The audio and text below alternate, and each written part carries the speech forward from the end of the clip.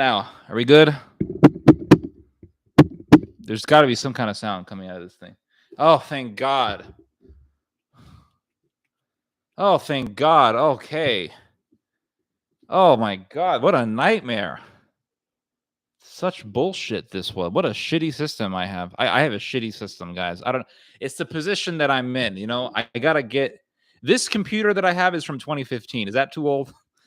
Guys, give me an opinion here.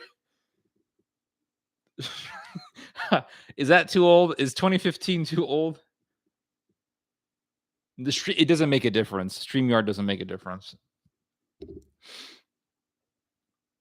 It's not that old? Okay. It seems like it's an old piece of junk.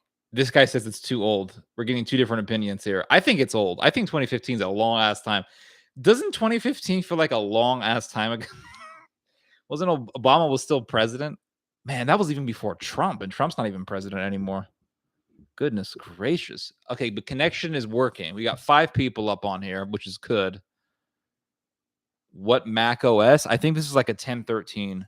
I know nothing about technology. I don't know anything about technology either, but I do know that 2015 feels like it was a long ass time ago. 2015, like what was going on in 2015? Gay marriage got constitutionalized in 2015. There was ISIS. I was doing my documentary on Mexico. Like, you need to update the OS and the browser. I tried updating the OS on my laptop and it didn't want to do it. And my laptop is older than this computer. My laptop is a 10 point. I think my laptop's like a 10.10. And it didn't want to update shit. I think eventually, guys, give me a vote. Should I get a Microsoft? Should I get a PC? What did you hit back there? I didn't hit anything. What are you talking about?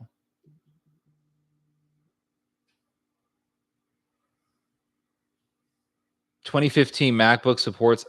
That's what they say. That's what they say, but it didn't want to update anything. You guys are getting distracted by my drawer. I'm gonna pull the thing out a little bit here.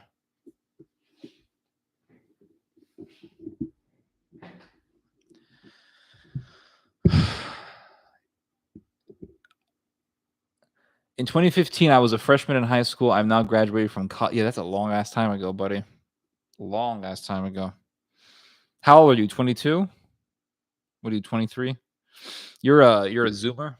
You're part of the Z generation. It just seems to me that Microsoft is better than Mac. I think Mac is just overrated. You're 22. Okay. Mac is overrated.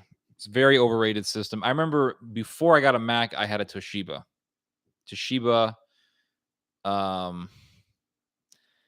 And it was actually pretty good. I used movies. I used what do you call Windows Movie Maker. Like when I first started out on YouTube, I was using a Microsoft computer, Microsoft laptop.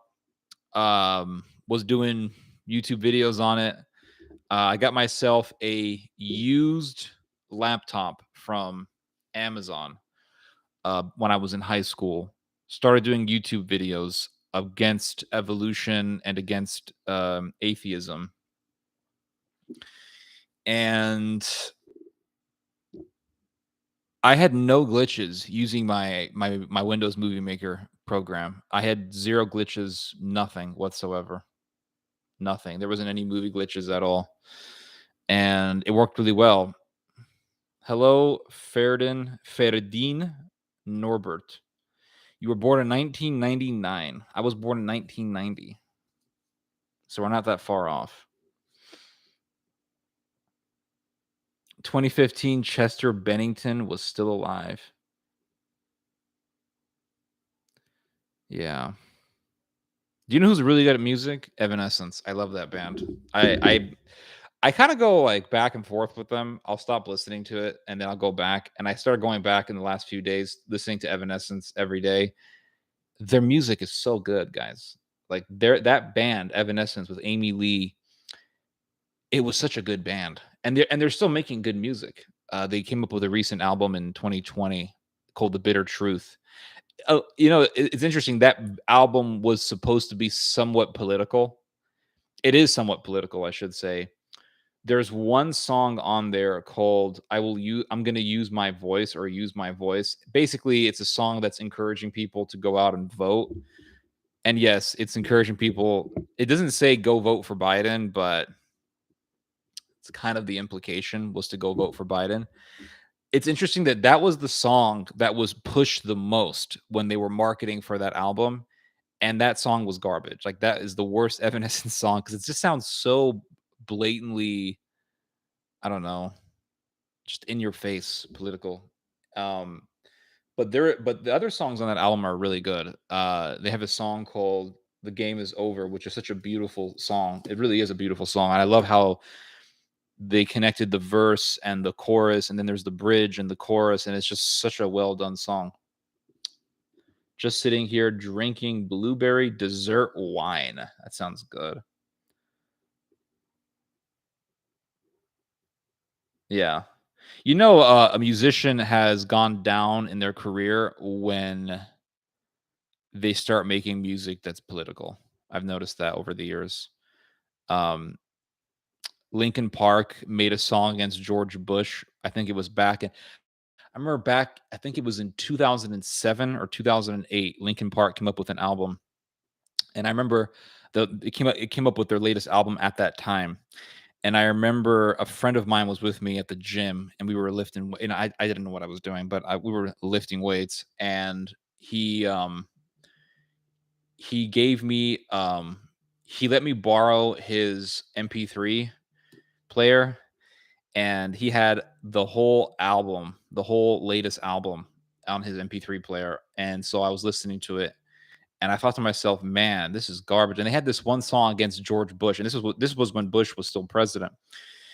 And I remember thinking, "Man, they must have gone down in their career." Because at that point, I kind of stopped hearing about Linkin Park. I was still listening to their music, but I just didn't really hear about them as much. And at that time, I just thought the fact that they're making a song about Bush kind of tells me that they've gone down. Nickelback made a political song. I think it was back in, what was it, 2011, 2012. They made a song about revolution, like who's going to start the revolution and all that. It was a political song. And then Amy Lee makes a song telling people to go out and vote. Like all when a musical group is super super popular, they don't make political stuff. I don't know. Songs from the 60s were political. Yeah, it was because it was a, I don't know, the 60s had a cultural revolution of sorts. Do I go to holy mass? My friend, I have not gone to mass since 2019. And I'm not going to sit here and lie to you and be like, "Yes, I go to mass every Sunday." Yes, I do. And I haven't gone to mass since 2019, guys. Why don't politicians after 60 get retire while people in every area of their career? I have no idea, because they're octopuses. 90s music was usually political. Really? I don't think it was, dude. What's your thoughts on Richard M. Stallman? I have no idea who that is. Who's Richard Stallman? Richard Stallman.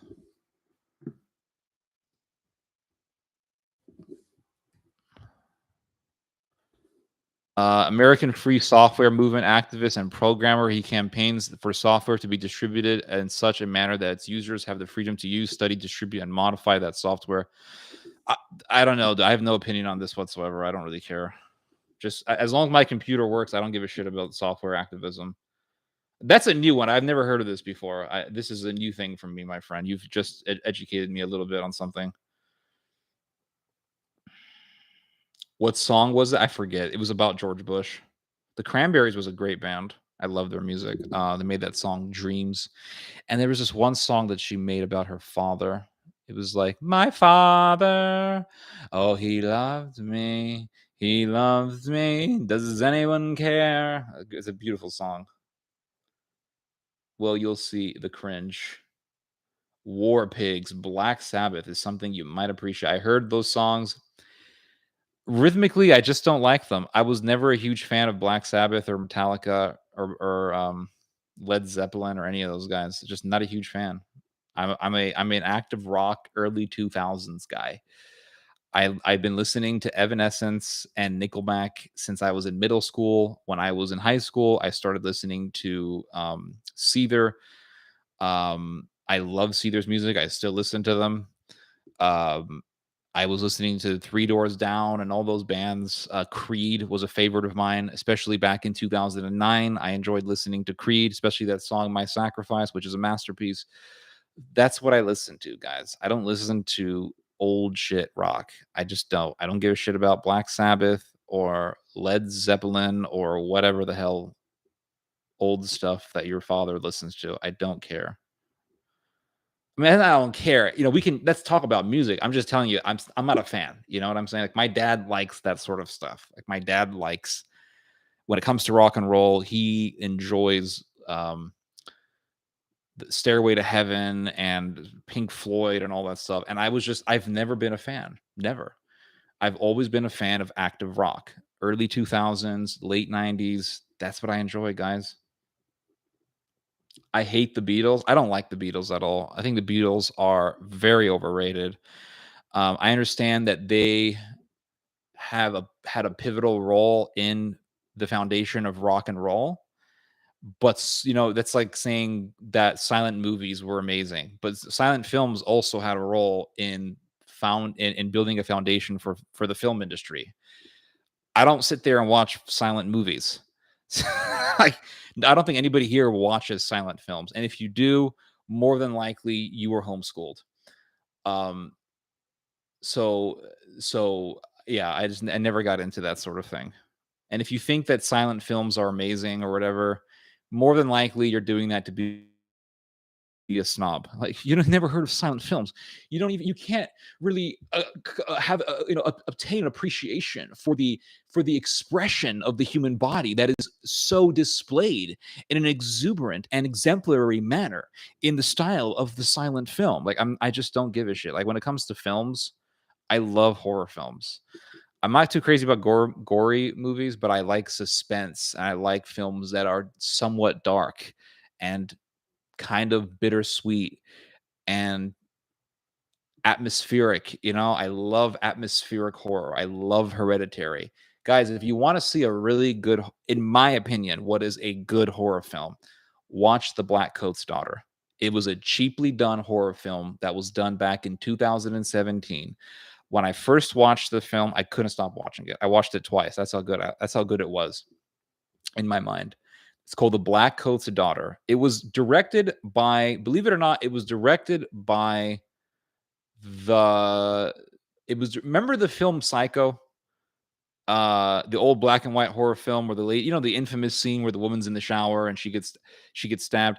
The actor who played the Psycho in that film, his son directed this film.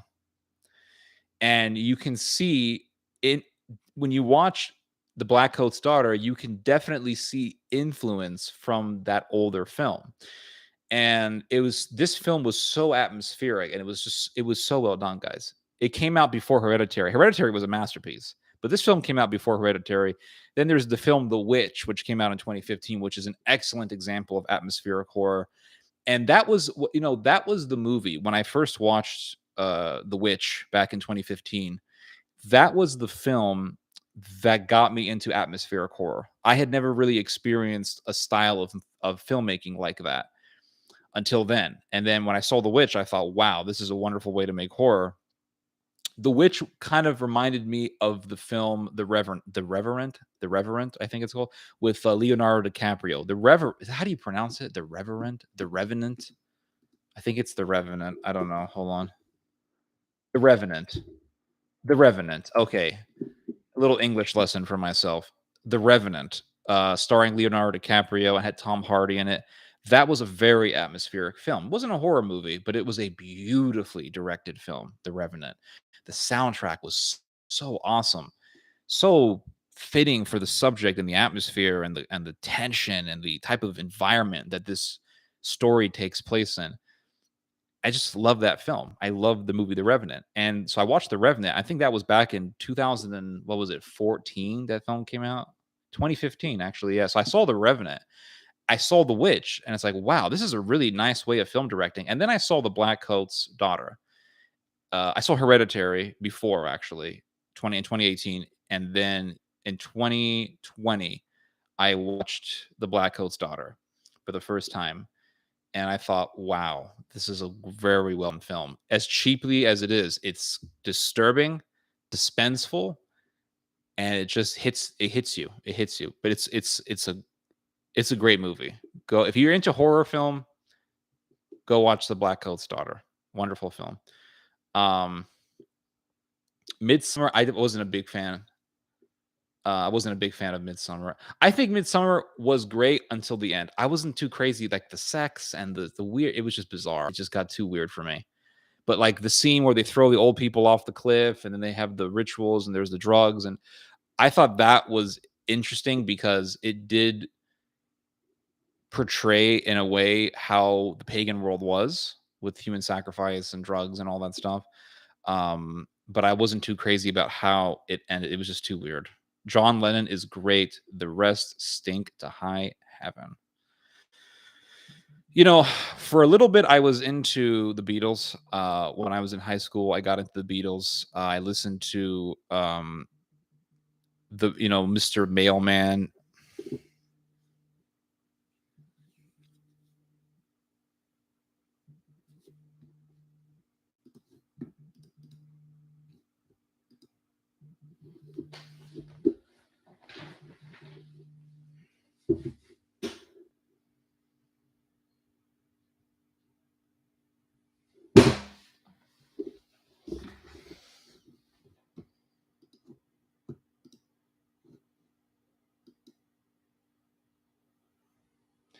The Revenant was guys. Can you hear me? Are we good?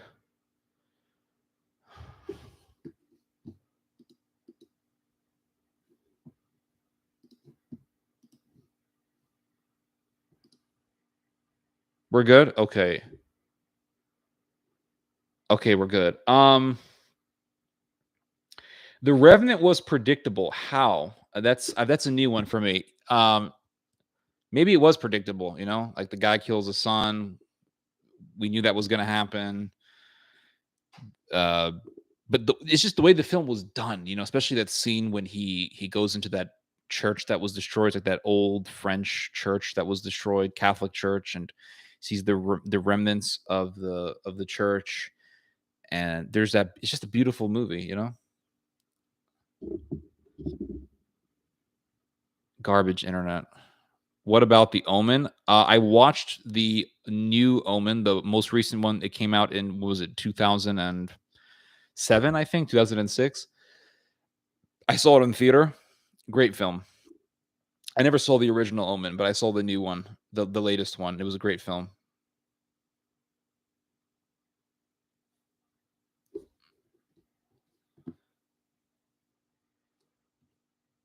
Isn't those bands anti-Christian? Which bands? I was not listening. I've never even heard about One Direction until just years ago.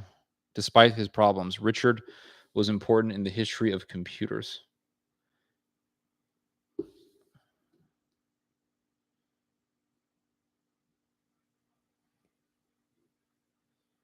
What about The Omen?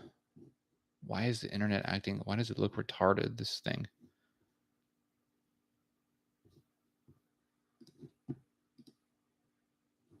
Oh, here we go.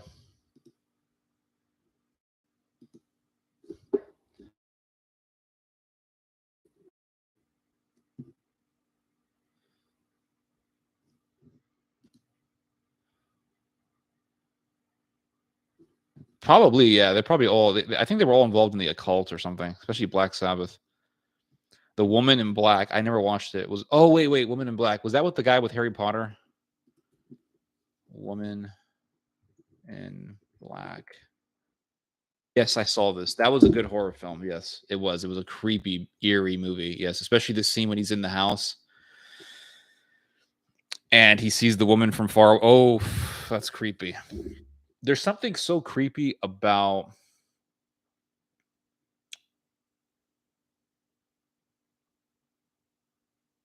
There's something so creepy about seeing something far away. Like when you see something disturbing from a far distance and it's coming for you and it knows you're there, that shit is creepy. That shit is so creepy. Have you watched the Tumbad? I no, never heard of it. I'm gonna go see Jurassic World. Let me know how it goes for you, man, because it does that the new Jurassic Park film looks interesting.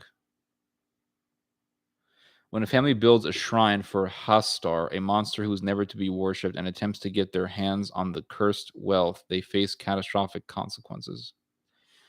Did you see Top Gun 2? No, dude, I haven't even seen the first Top Gun. I never even watched it. I saw The Northman a few days ago. Was it good? Was The Northman good? That looks like a good movie.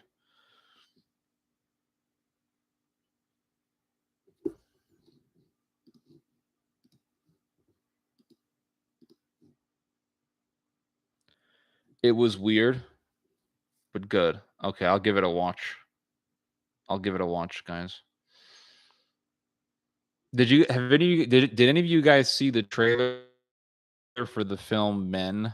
Doesn't that film look like such virtue signaling, like anti-men stuff? I don't know. It looks like a feminist movie. It's like a feminist fantasy. It's like it's like the movie Get Out, but for women. It's as weird as Norse paganism. After 2000, after 2010s. Hmm. A great film was Apocalypto. That was a masterpiece of a movie. I love that movie with Mel Gibson. Do any of you guys remember the film Daredevil with Ben Affleck? Wasn't that film good? That was a great movie with Ben Affleck. I don't know if you guys remember that film, but I remember seeing that movie in the 1990s and I thought it was freaking brilliant.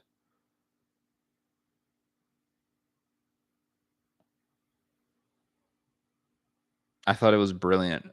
I love Daredevil. But the Ben Affleck Daredevil was I love that movie. That movie introduced me to a kind of if it further pushed me into listening to active rock. That film got me into Evanescence and yeah, all that stuff. Hello, Gypsy Bird. Is that the Mayans? No, it was the Aztecs.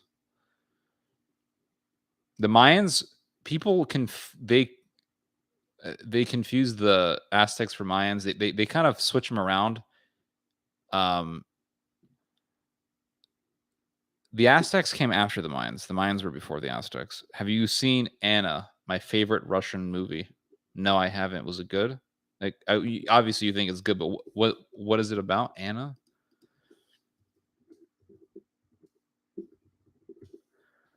Russian, Anna, action thriller.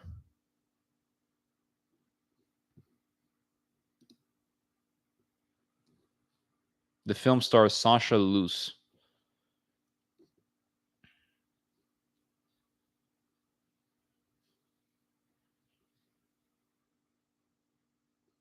After a year of training, she used to work as a KGB assassin for 5 years. Interesting film. 34% Rotten Tomatoes. I don't really take everything they say to heart. Which was worse, the Aztecs or the Mayans? I think they were both bad, but I think probably I don't know. I think they were both barbaric, but the Aztecs were absolutely horrific. So it's hard for me to make that choice.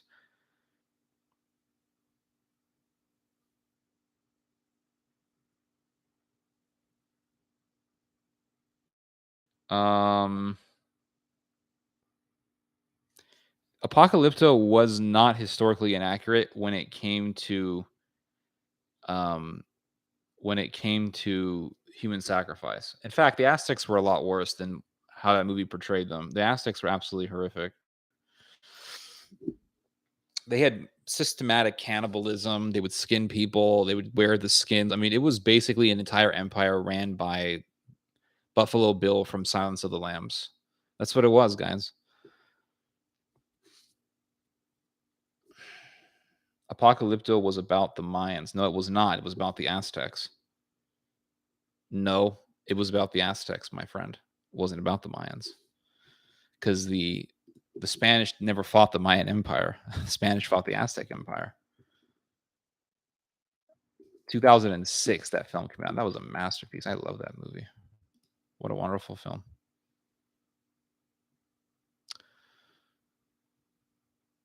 All the indigenous people depicted in the film were Maya. Okay. But that's the actors. Plot. As the party approaches the Raiders' Mayan city. Okay, well hold on. Oh, I've been proven wrong. They were portraying the Mayans, but the Spanish never fought the Mayans. The Spanish fought the Aztecs. So Mel Gibson kind of messed up there. Yeah, okay, you're right on that point. Ted, are you watching the Stranger Things? I don't watch any seasons, guys. I don't watch shows. I don't watch series or anything like that. The last series that I watched was Monk with Tony Shalhoub, and that was back when I was in middle school. That was a long ass time ago.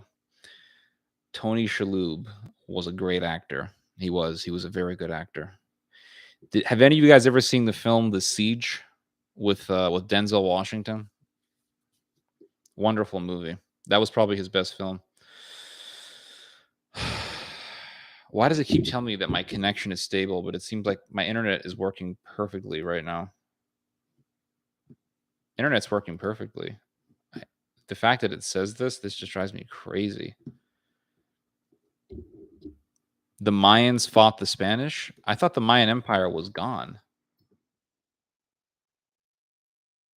Mayan civilization. Hold on. When did it end?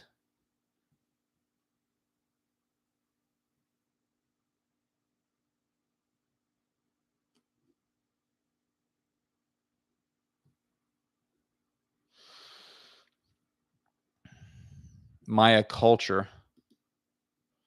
Spanish caravel was wrecked in the Caribbean, and about a dozen survivors made landfall on the coast of Yucatan. They were seized by a Maya lord, and most were sacrificed.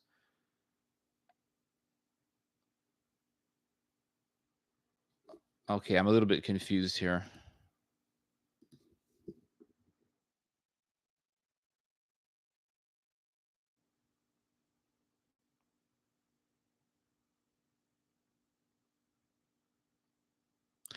Okay, I am completely retarded. This whole time I thought that the Mayans were like gone by the time the Spanish came. So it looks like yeah, they were still in Mesoamerica, and they had contact with the Aztecs. Goodness, what is wrong with me?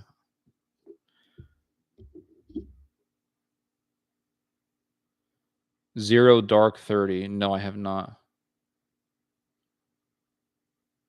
What ISP do you have? I have no idea what an ISP is.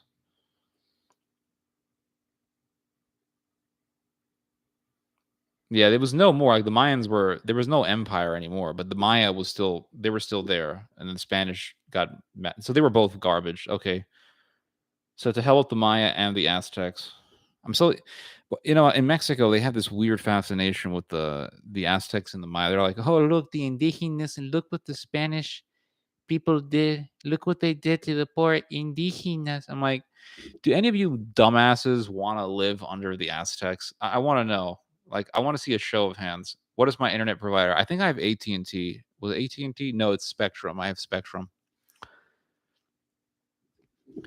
So which one of you morons wants to live under Aztec civilization? And then if you say, well, they had human sacrifice. Well, that was a common thing back in ancient times. Okay. That doesn't make it right. Cost of diesel in Texas, it's now 5.78 here. It's pretty high where I'm at. It's basically $5 now, diesel. Now it's gas where I'm at is $4. It's over $4. Diesel prices, Texas. Oh, diesel? Yeah, it's over $5 now. And then gas is almost $5 now. What's up? Not gonna stay long. How you doing? What's up, Chopo? Oh, not Chopo. So sorry, the Romanian Kovtail. I get the Balkan people confused. What's happening, my brother? My Balkan brother. cost of diesel. I think the Mexicans are thinking of Santa Muertos. Yeah, anybody who worships Santa Muerte is retarded. I don't give a shit about those people. It's quiet in the hood, brother. It's never quiet where I'm at right now. America is not a quiet place. We got so many weirdos here in America. Too many weirdos, guys. You know what pisses me off? When religious people defend boy rape. Religious people defend boy rapists, child rapists. That it just pisses me off. The Catholic, you see this in the Catholic Church, but you also see this in the Orthodox Church. Somebody, I saw this post on Facebook yesterday. And some Orthodox people were complaining about how the state of Arizona executed a man. I think he was executed yesterday. And they were saying that he was like this innocent guy and he was a martyr. A martyr for what? So then I looked into him and found out his name is Frank Atwood. And I spent a few hours reading his court case, and I'm like, oh my goodness, this guy deserves to die. I don't give a shit about this dude.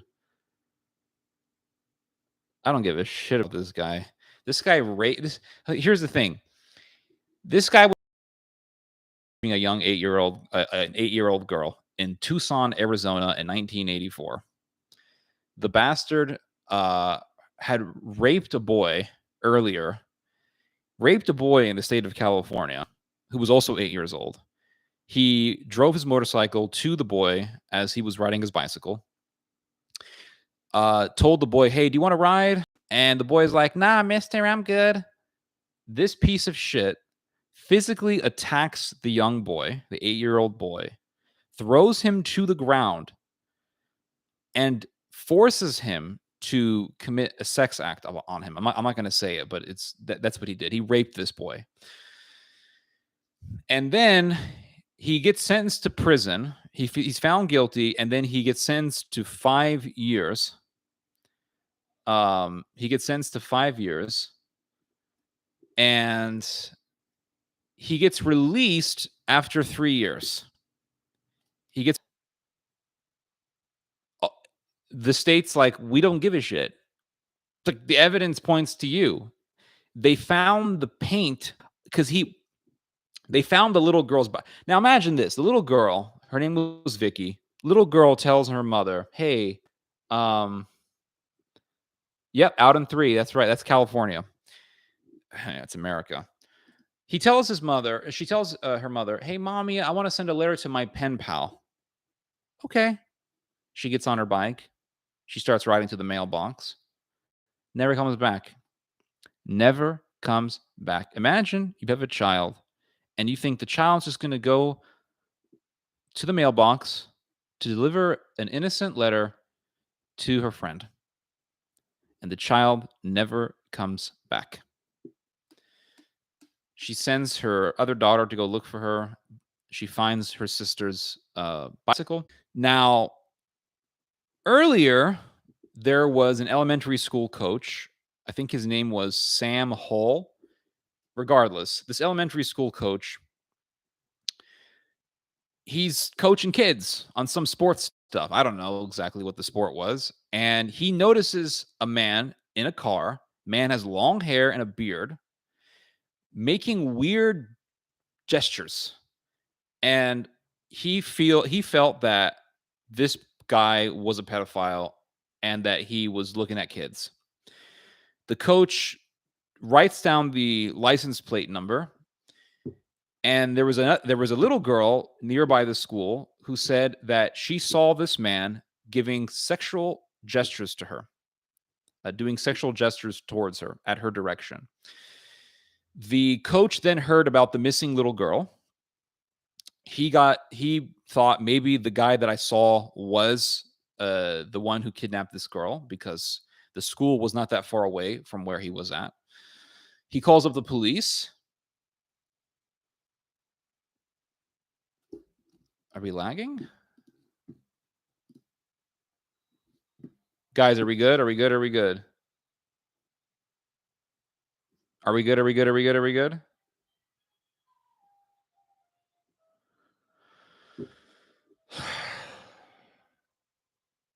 We're good. Okay. So He calls up the police. The coach calls up the cops and says, I saw this suspicious person nearby a school. And Chopo, you have a good sense of humor. You really got me there with that one. You caught me off guard with that one. Chopo, the coach calls up the police, says, I saw a strange man recently. He was in front of the school looking at kids. Here's the license plate number. The cops tracked the license plate number, and it was Frank Atwood's car. They did a analyzation of the car, observation of the car. They found pink paint on the bumper. They found pink paint on the bumper. And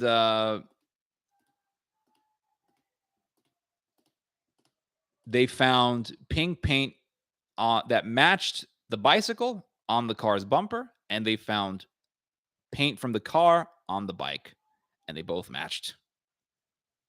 There was a deconstruction expert that analyzed everything, concluded that it was a match.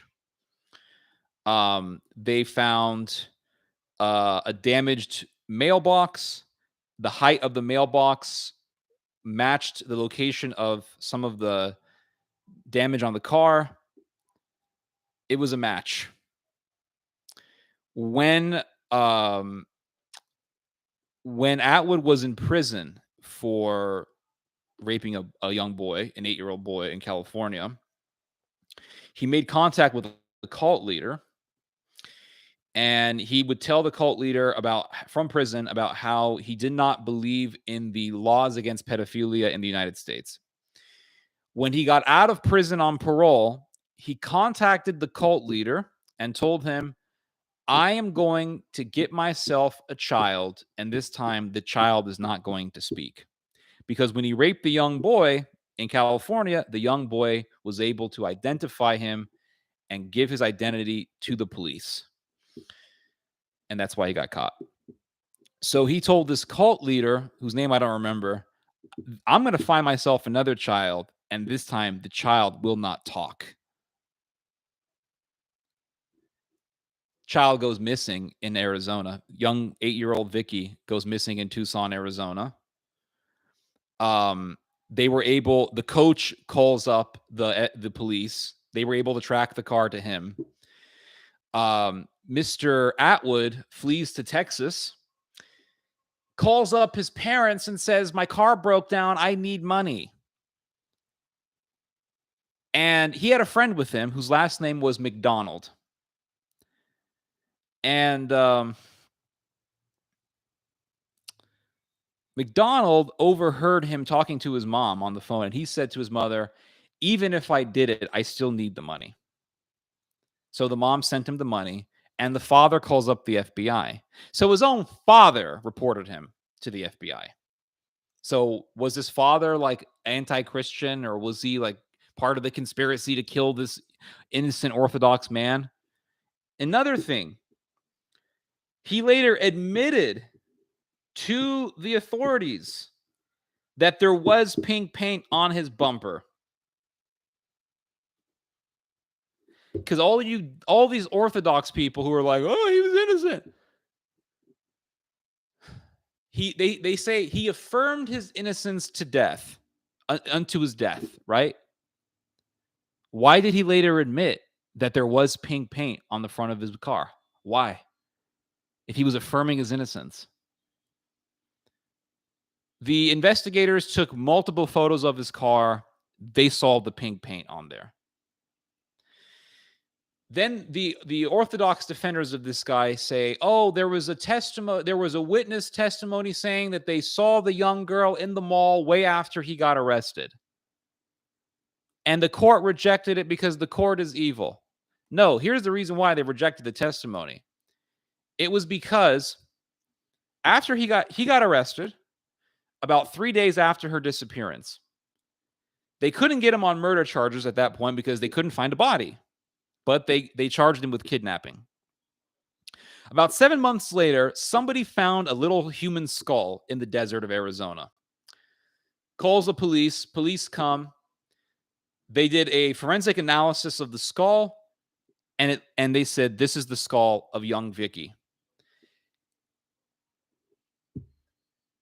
Atwood's own lawyer hired 2 experts, and even the experts that his own defense hired concluded that that was young Vicky's skull.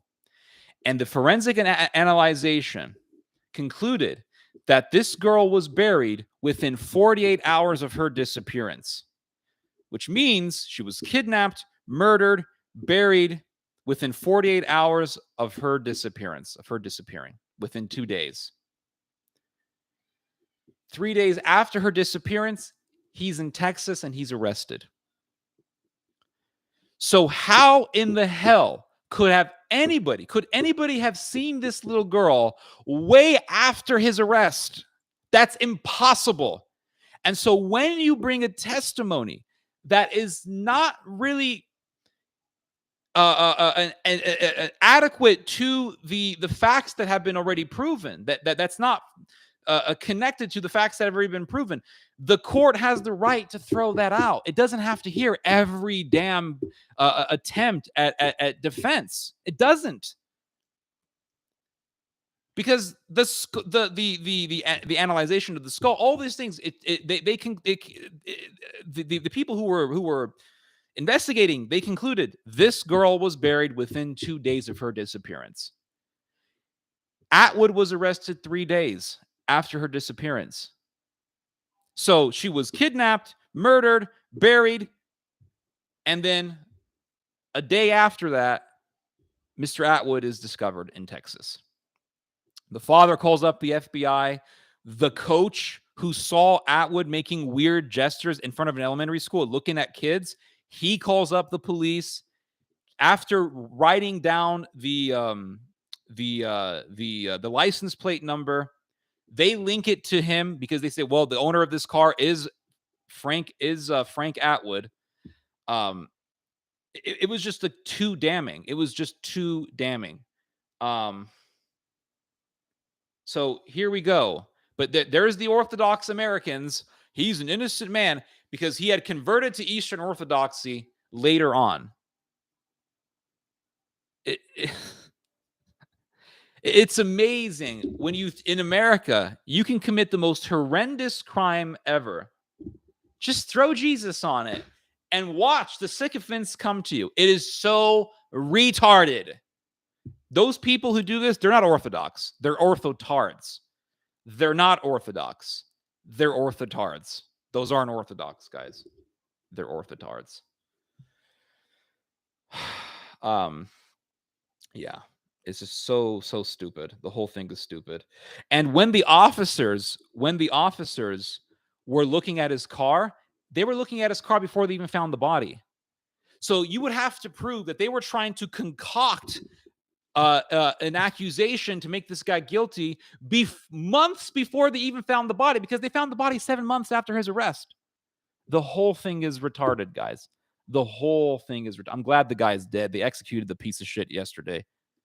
He was saved by the blood of the Lamb. He was saved. He found the Lord. Oh, hallelujah. Send him to Jesus now. Yeah, and then you have these morons online who are like, he's a monk. The U.S. government murdered a monk. A monk of who? Where was this monastery? What, prison? Since when is prison a monastery? He was a monk. He was a monk. He was like St. Paul. Who's? Seriously, guys. Seriously. I went onto this orthotard forum on Facebook, and I'm like, I just wrote one line. I said, this guy is a child rapist. They deleted my comment, of course, because they want to handle the freaking truth. They don't give a shit that the guy raped a young boy. If the guy raped an 8-year-old boy, if he was truly a Christian, he would accept the death penalty, because he'd be like, I deserve death. Yep, he deserves death. Man has long hair and beard, making weird hand gestures. You sure the dude isn't an Eastern Orthodox monk? The matter about him having repented is between. I don't give a shit about that. You taught no one knew of your crime, but none on me. Nobody hides from Hercule Poirot. Not even you, Ronald McDonald. Your foul deeds will not go unpunished. Your American food killed more than. Did you watch David Suchet Orient Express? No, I have not, my friend. Please don't judge all Orthodox. I didn't judge all Orthodox. I said those people who defend this murderer are not Orthodox. They are orthotards. What was the name of that Eastern Orthodox saint monk belonging to a black three? I don't know what you're talking about. And they're like, he was innocent. There was somebody, there was a woman was the one who kidnapped the girl. How do you know that? Oh, because some guy claimed that he saw the girl in the mall with the woman. And they actually, okay, how did the little girl look like? Well, and the guy began to, or the lady or whoever witnessed this little girl in the mall. Oh, well, she had, these types of clothes and she was wearing these types of shoes. And then they talked to the victim's mother, the little girl's mother, the murdered little girl's mother, and she said, "No, my daughter was wearing Velcro shoes that day. It's impossible for that to be my daughter." Anybody can say anything. What website? It was something called it was like Ortho Bro. Some crazy. I don't like any of that shit. Ortho Bro was the name of the Facebook page. It was Ortho Bro, guys. Ortho Bro. I hate seeing people use religion to defend murderers and rapists. I hate that shit. If you raped a 5-year-old boy or an 8-year, whatever, if you raped a boy, you need to be killed. You need to be killed. That's it. You need to be executed under the state. Capital punishment. That's what you deserve. 5 years for a rape, and then he gets off after 3. Give me a break. And then he rapes and kills again. And he tells the cult leader in prison, "I'm gonna get myself another child." Actually, that was after he was released. Are you gonna homeschool your fuck? Why would I homeschool my kids for? I don't even have kids, so are you gonna homeschool your kids? I don't know. Homeschooling, considering all the shootings that are happening in schools, is probably not a bad idea, but it would be a pain in the ass. Homeschooling, I don't know. Too many school shootings. It's crazy. But now, okay, a murderer is also a repented dude. If he's repented, he should accept his punishment. Orthodox consists mostly of those who convert. I know that. Oh, with convertitis? That's true. That's true. That's very true, guys. Sad to say, I had convertitis at one point in time. I thought the Catholic Church was like what I was reading about in medieval literature. God help us. God help us, guys. There's so much messed up stuff out there. Who do you think will be the president after Biden? I have no clue. Freemason. I'm hoping. I don't know. If Trump wins, there's a very good chance of that guy winning. There's a very good chance of that guy winning because so many people love that guy and a lot of people hate Biden. Kamala Harris, maybe. Who knows? Who knows, guys? The future can be very ambushing.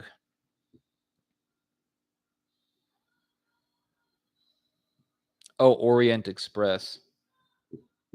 Oh, I don't know. What are your thoughts on midterms? I don't know. I don't even, guys. I rarely read about American politics. I should read more. I just don't. I read more about what's happening around the world midterm. Because in America, it's the same shit every time. They control the what is it? They control the Senate. Gun control. What's going on with gun control? Yeah, it's not going to happen, guys, because the Senate is dominated by Republicans and they're not going to vote in favor of gun control. My vote counts. Okay. That's good to know. I don't know. Your vote counts. I guess it counts, yes, but I think ultimately it's based on what people believe in. They're gonna ban guns? No, they're not. The shooting in Texas was a false flag. Hey, Heather, you can write the word false. Don't worry. The YouTube doesn't care. Explain how an 8-year-old got so much of that money to purchase. I don't know. He lived with his parents, wasn't spending. He was living with his grandparents, so I'm guessing he was dependent on them. You have thousands of dollars. I mean, it's not that difficult to believe. Yeah, he had a job, exactly. He saved up, exactly, guys. It's these questions don't really they're not very good arguments, guys. If I worked at Burger King and I lived with my parents and my parents financially provided everything for me or my grandparents and I didn't have to spend a lot of money and I was making $2,500 a month working minimum wage or $2,000 a month working minimum wage, uh, I could make thousands of dollars in months. I would have thousands, enough to buy those weapons. It's like it's not that difficult to believe. Heather going full, there are people in my walls mode. I'm sorry. That was funny. You can write the word false. Like, dude, I mentioned false flags in one of my last videos. It's not that big of a deal. It's not that big of a deal, guys. You know, but to see, I hate seeing like in America, some guy could murder a million people and they'd be like, just sprinkle some Jesus on it and oh, it's okay. He found the Lord. He found the Lord, guys. And my response is send him to Jesus. Send him to Jesus. I don't care. If he was truly a believer, he'd be happy to be executed.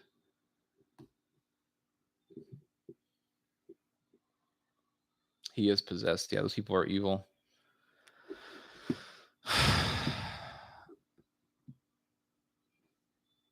The threat to Justice Kavanaugh reveals a path to a gun control deal. It's been almost an hour, guys. Let's just go right for the beer.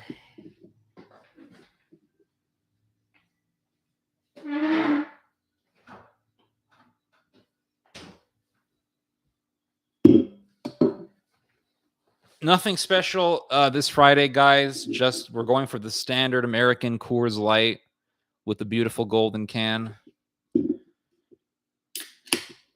So let's go for the Coors Light again, which is an excellent beer, I must say. I love Coors Light. It's a very good beer. I don't care what anybody tells me.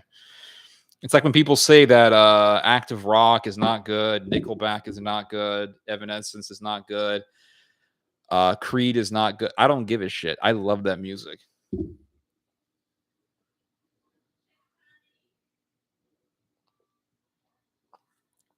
Very good beer, guys. This is rock and roll beer. This is the beer I'm drinking when I'm playing like early 2000s rock and roll. Ted seems depressed. Not really depressed. It's just I don't know. I mean, like life seems so static. It seems very static and just continuous. Like nothing's really gonna change. Everyone's like, look at the midterms, look at this. Look like, dude, it's the same. Like I've been hearing about this since I was in middle school. You know what? Before I was hearing this kind of stuff when I was in elementary school, like Bush and the recount and Florida and it's like okay, and then Bush won, and then he he genocided the Iraqi people. Let's be honest here. He murdered 500,000 people. U.S. government did. I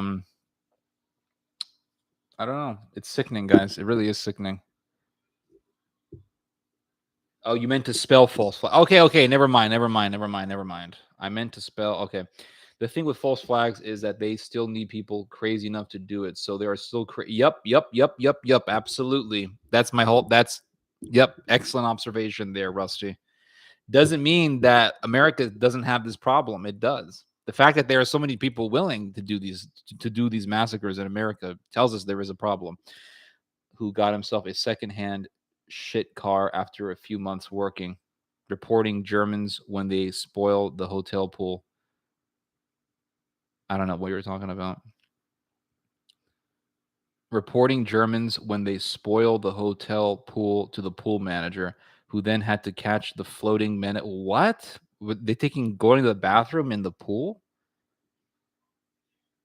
I mean, you seem to hate your fellow country, second thinking your life choices, so you come across as depressed. Uh, I'm not really second thinking anything. It's just that I don't know. Life seems very static. I don't know. It's not a very exciting day. Life goes up, life ebbs and flows, right? It goes up and it goes down. It goes up and it goes down. That's just the nature of life. And I kind of like it that way. You know what I mean? I like that feeling of I actually kind of like the feeling of melancholy. I don't know about you, but melancholy is a cool feeling sometimes. Like you have that feeling, but then like the next day you feel amazing. So it just goes up and down. I don't hate my country though. That's not true. Start your own party, American Party of Justice. I'm gonna go to Seattle or Oregon. No, I'm gonna go to Washington or Oregon, and I'm gonna campaign to the Slavic diaspora there. Take a vacation. I wish I could, but I have chickens, and when you have chickens, you can't really go on vacation unless you know somebody who's willing. Like, unless you know somebody who loves chickens, because taking care of chickens is you gotta you gotta have the touch. You can't just like, okay, I'm gonna come, I'll feed them for you. It's just not gonna work out. You gotta have somebody for a fact like loves taking care of chickens. They know how much food to give them. Um, they're not gonna let them mess up the garden because I have to like when my chickens are out, I let them out for about an hour a day or 2 hours a day. When they're out, I make sure they don't come to my garden. I have a garden fence wall, but sometimes they hop over it, and yeah. So I have chickens and I have this responsibility. I like talking to you guys though. That's the thing. Like I like doing these Friday streams. They're fun. Um, I don't mind them at all. We can talk about films, we can talk about whatever. But this is just my day to talk to you guys. That's it. That's how I see the Friday live stream. It's not really a day for me to report the news or anything like that. It's just a day for me to communicate with people who watch my YouTube channel. That's pretty much it.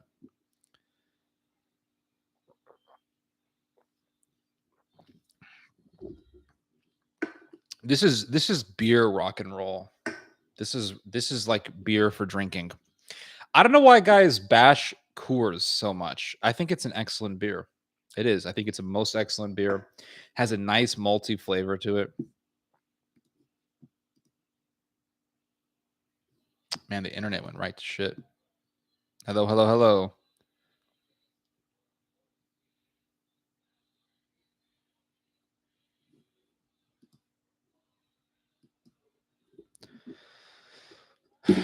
I hate this fucking internet.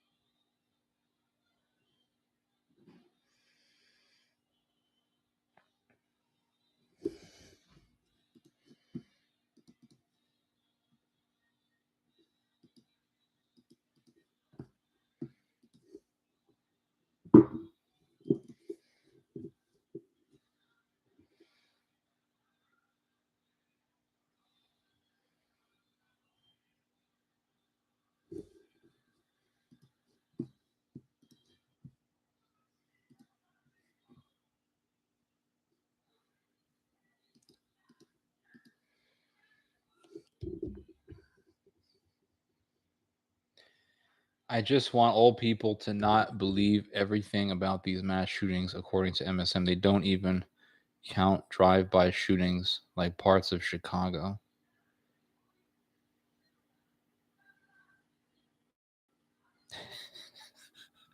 Sister Tenacious, I'm laughing at what you just wrote there. What state do you live in? I live in Texas. You should have a call-in stream. EAP 123. Didn't I ask you if you wanted to come on one time and you didn't want to come on? So I don't know. What's the big sounds like a pain in the ass. Also, what that American Party of Justice was meant to be a reference to Croatian Party of Justice.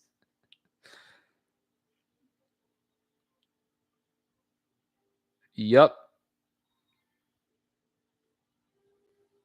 Everything is good. Change is internet providers lately. Nope. I've had the same internet since forever. Multi flavor. Theo, I thought you lived in a state of depression. I'm a doomer, guys. I don't know what else to tell you. I'm a straight up doomer. Oh, you don't want to. Oh, you don't want to call in, but you want me that. But you want me to bring in other people to call in. Okay, I don't know why you're okay. Okay, whatever. I think it's a pain in the ass sometimes, but I guess it'll be fun.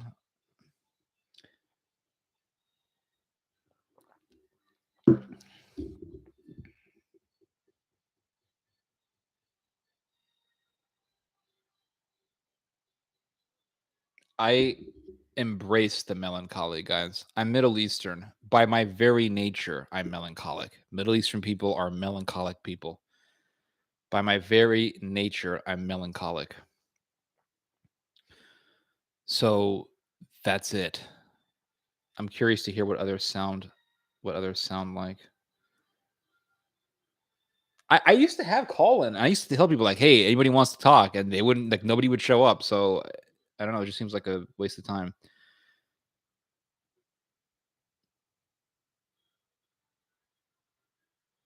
I think EAP 123 is just looking for entertainment. That's what he's looking for. Have you ever watched The Green Mile? Yes, with Tom Hanks. Yes, I hated that film. Very dark movie. Is your dad playing a wicked flute solo in the background, or am I developing early skid? No, you're hearing things correctly. You're good. You're good. You're not turning crazy. Don't worry. Don't worry, guys.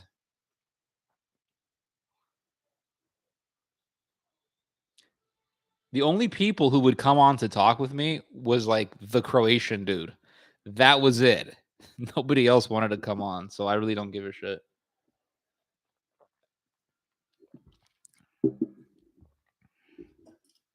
Have any of you guys ever tried Israeli beer? It's really good, by the way. Israeli beer is very good. The Russian soul is famous for being melancholic. Yes, I know. Russians are. I've talked to a bunch of Russian people online, and like every time usually not every time, but usually when I talk to one, I feel psychologically more connected to them. I feel psychologically um more fitting with them, more familiar with them. Um I don't know. Yeah. Like Middle Eastern people, I don't know, we're all kind of depressed people, so but I sort of embrace it and I like to I don't believe that we have to be happy all the time.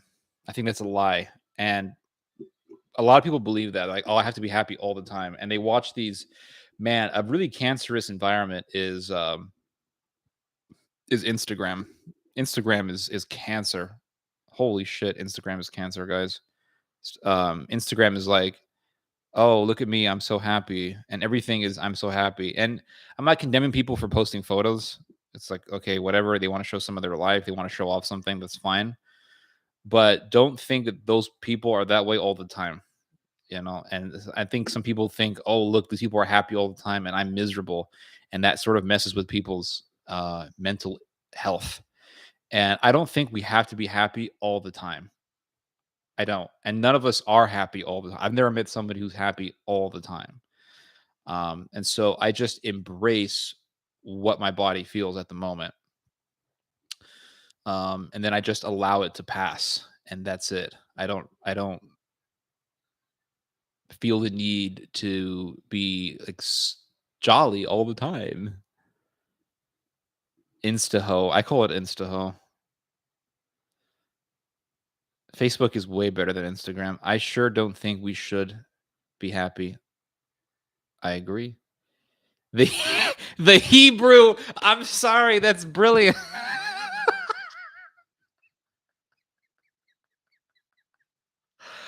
That's brilliant. Oh, you made my day. The Hebrew. Oh, I love that. I should go to Israel and start a brewing company, and I would call it the Hebrew. The Hebrew. And oh, if I made enough money, I would hire Adam Sandler to come onto a commercial, to do a commercial, and Adam Sandler would be like, "What do? You drinking that Miller Lite stuff? You are Israeli. Are you a Hebrew or are you a Hebrew?" And like slam the can onto the table. Are you a Hebrew? Hebrew. It's for those who are real men. A Hebrew for real men. Are you a he or a she? Are you a Jew or a he? A she? What are you? What are you? Are you a Hebrew or a Shebrew? Brilliant marketing, guys. We're gonna manipulate men's insecurity about their own masculinity to sell beer to them. We're gonna we're, we're gonna capitalize on men's insecurity about their masculinity to encourage them to take a liquid drug called beer, because beer is a drug, guys. Let's be real here. Beer is a drug. Don't lie to yourself. You're taking drugs when you drink beer.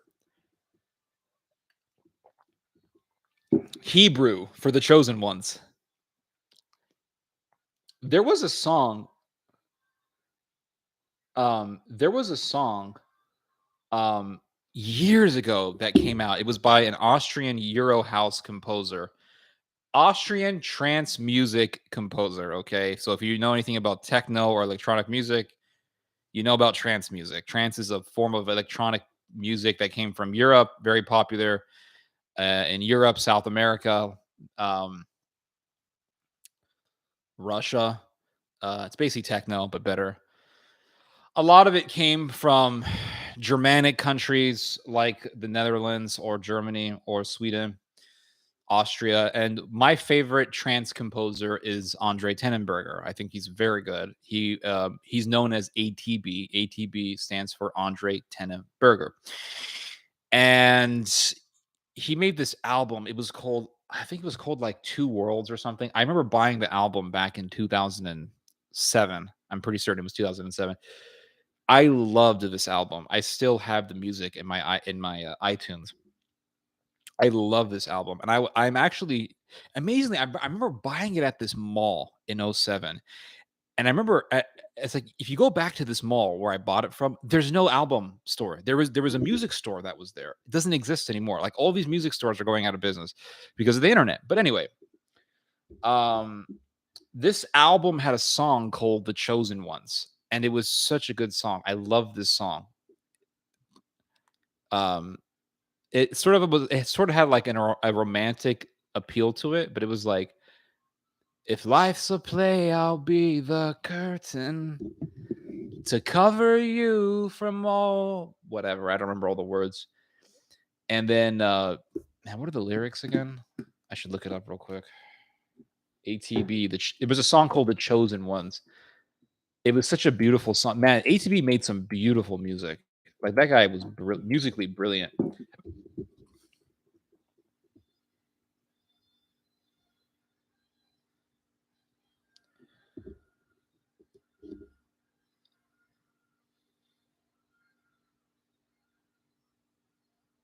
He brew the chosen drink of God.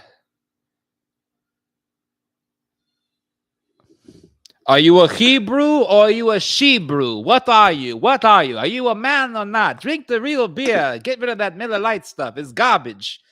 Don't drink that stuff. It's for the Goyim. Why are you drinking that beer for the Goyim? Don't drink that garbage. Drink the Hebrew.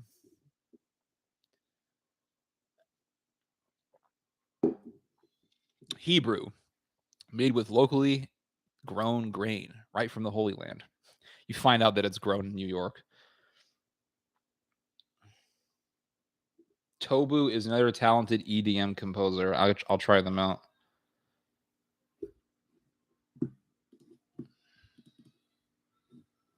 But guys, is it just me or have malls lost their appeal? Have mall like to me malls have lost their. I don't feel I remember I used to go to the mall all the time when I was in California. I used to go to the mall like every week. You go to the mall. We'll do music. Don't worry. Like every week I used to go to the mall. There was a mall that I used to go to in California. It was called the Sun Valley Mall, and they had a they had a wonderful McDonald's there. It was the best McDonald's ever. Everything was fresh and hot because there were so many people there, and they were selling so much food that when you ordered anything, it came out hot because everything was made fresh because nothing was sitting for a long period of time because so many people were buying stuff. And then all the ghetto kids came over and they ruined everything because you would there were like fights breaking out in the middle of the mall. And my ghetto kids, I don't mean just African Americans. I mean there was some white trash there as well, and they would get into fights. And I remember there was this there was this weird experience that I had when I was in California. So there was this redneck kid. His name was like Larry, I think his name was Larry. I don't remember his name. Lance. I think maybe Lance. Let's just call him Lance. Lance was a redneck. Okay, he was a Californian redneck, and yes, those exist. He would walk around with a John Deere hat, thinking that he was Farmer John, and he was cool. Like we never had problems, right? Never had problems with him. And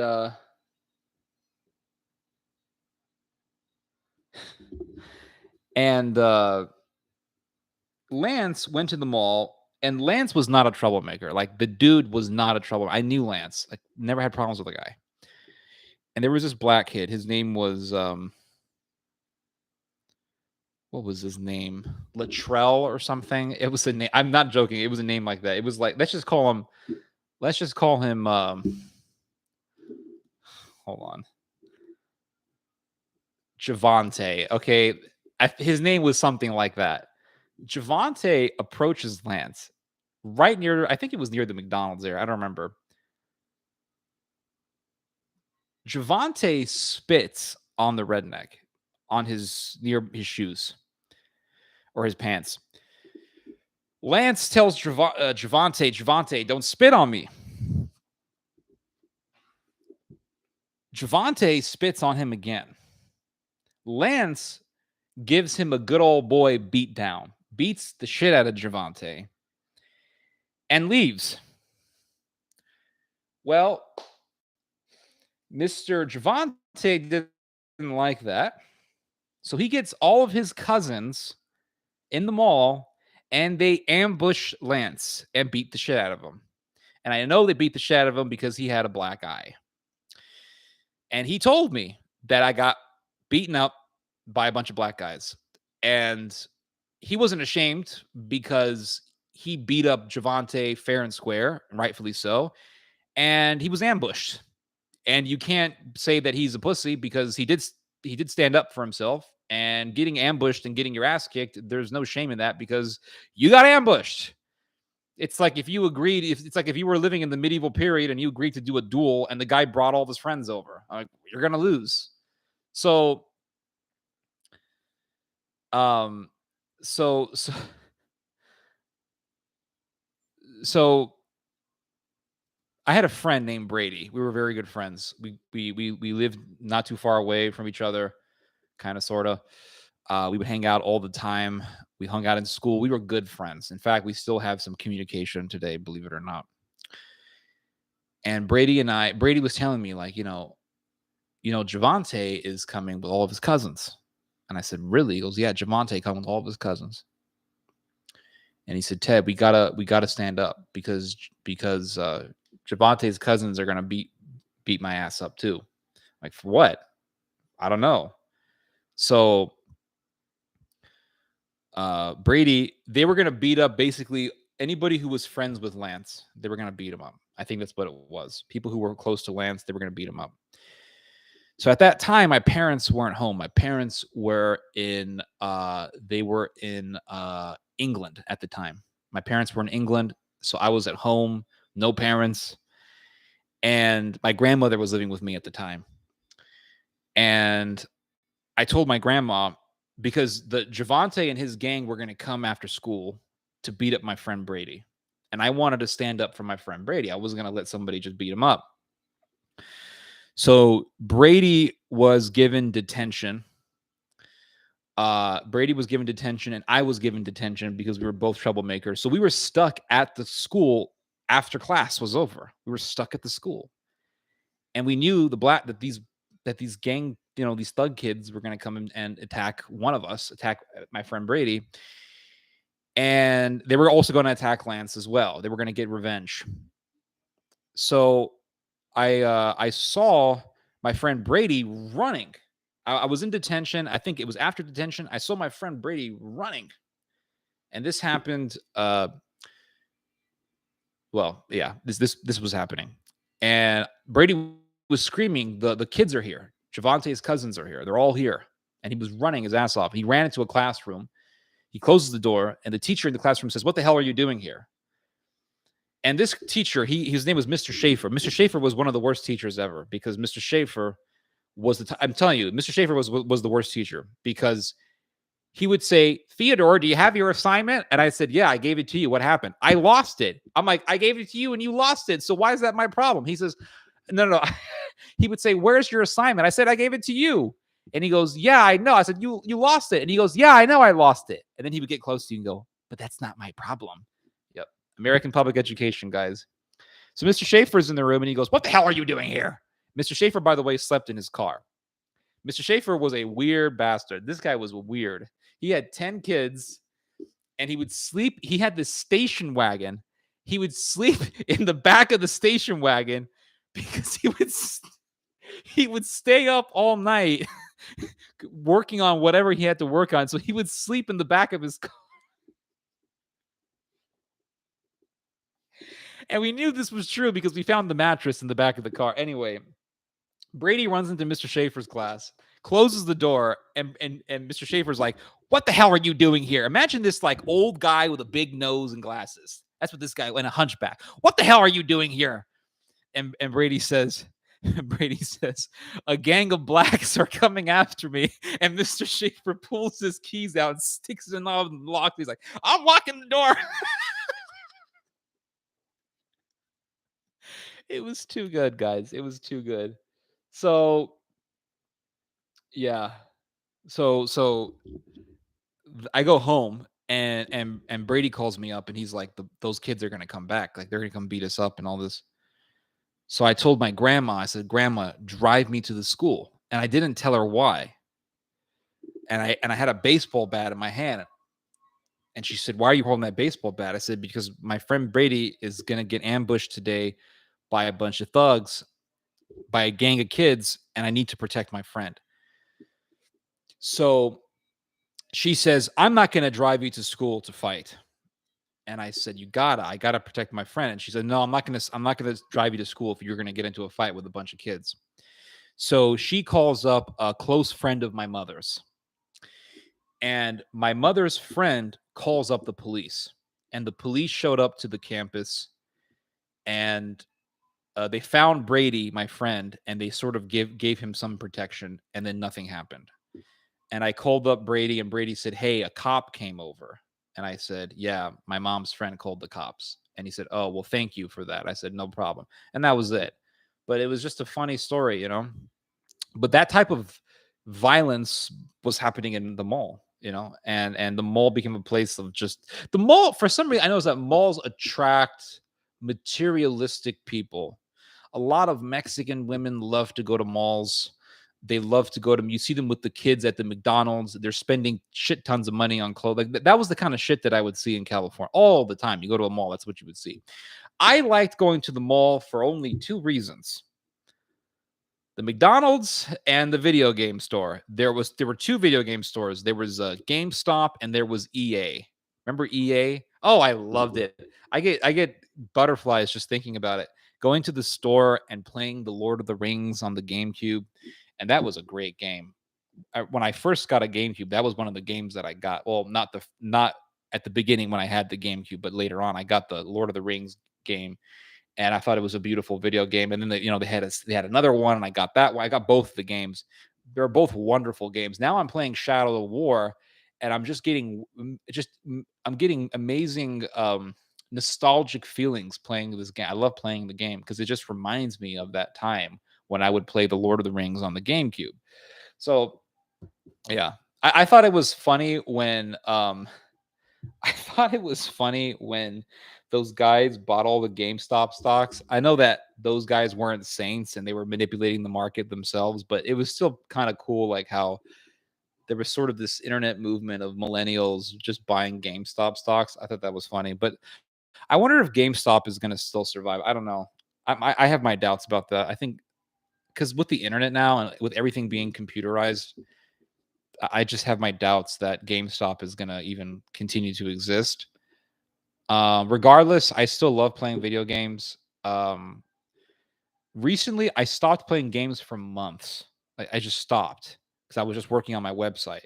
Now I'm getting back to it. And what I do is I do as much work on the website as possible, and then at around 11 p.m., 10:30 ish, I'll play video games for an hour before going to bed, and that's how I get my game on.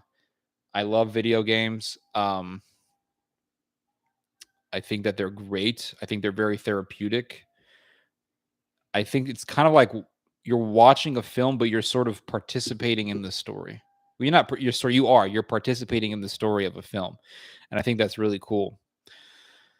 Um, but it's like who goes to malls? The last time I went to a mall, well, I went to an outdoor mall months ago. But the last time I went to like a real mall, not an outdoor mall, like an outdoor mall is basically a giant shopping center, is what it is.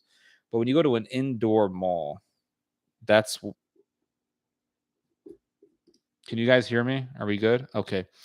The last time I went to a mall was in 2019, and it was very depressing. Like there was nobody there. And the only people that were in the mall in 2019 were like minority mothers and moms with their kids. That was pretty much it. It was so dead. It was so dead, you know? So dead. I remember there was a video game that came out years ago, many years ago. It was called Minority Report. It was based off of the film. Great game. It was a fun game. A lot of the ragdoll mechanics were in the game, and there's a level in the game where you have to be in a mall, and there's nobody in the mall but thugs, and you're fighting the thugs in the mall. When I walk into an indoor mall, I feel like I'm in the video game Minority Report. Like there's nobody there, almost nobody there, and you see like some people here, some people there, some people here, and they're very separate from each other. And I remember back in the day, man, you walked into a mall. I mean, there were thousands of people in a mall. They were packed, packed. You walked into a mall in California in 2003, 2002, 2001, 1999, 1998. It was a freaking rat race, man. Tons of people everywhere on a Friday afternoon. Whoo, Friday night at the mall. Whoo, packed full of people. Now you walk into a mall, you feel like you're in a Grand Theft Auto video game. Like there's nobody there. A couple people here and there, and that's it. All thanks to the boomers. Well, a lot of this has to do with Amazon. I mean, Amazon is just killing everything. Amazon is a $1 trillion business. If you have if you have a giant online store where you're selling everything, everything. Not only are you selling everything, you don't have to deal with bidding like you do with eBay. And you know that your package is going to come in 3 days, 2 days, or sometimes your package is gonna come to your house the same day you ordered it. You're gonna go to Amazon. Amazon is super convenient. I ordered some rat repellent a couple of weeks ago, a few weeks ago. The rat repellent was at my door in about 2 or 3 hours. I was shocked. That's never happened before. You order garden supplies. It's in your house in 2 to 3 days. Super convenient. You don't have to drive anywhere. You don't have to drive to a mall. And when you buy with Amazon Prime, there's no additional shipping. There's no additional shipping costs. So who's gonna win, Amazon or the mall? Freaking the mall is gonna lose. The mall is gonna get its ass kicked, big time, big time. Who the hell goes to a mall? Chopo asks. I just told you, it's mothers. in the afternoon when their husbands are at work. That's who goes to a mall nowadays. And it's usually mothers who are from the lower end of the socioeconomic scale, so to speak.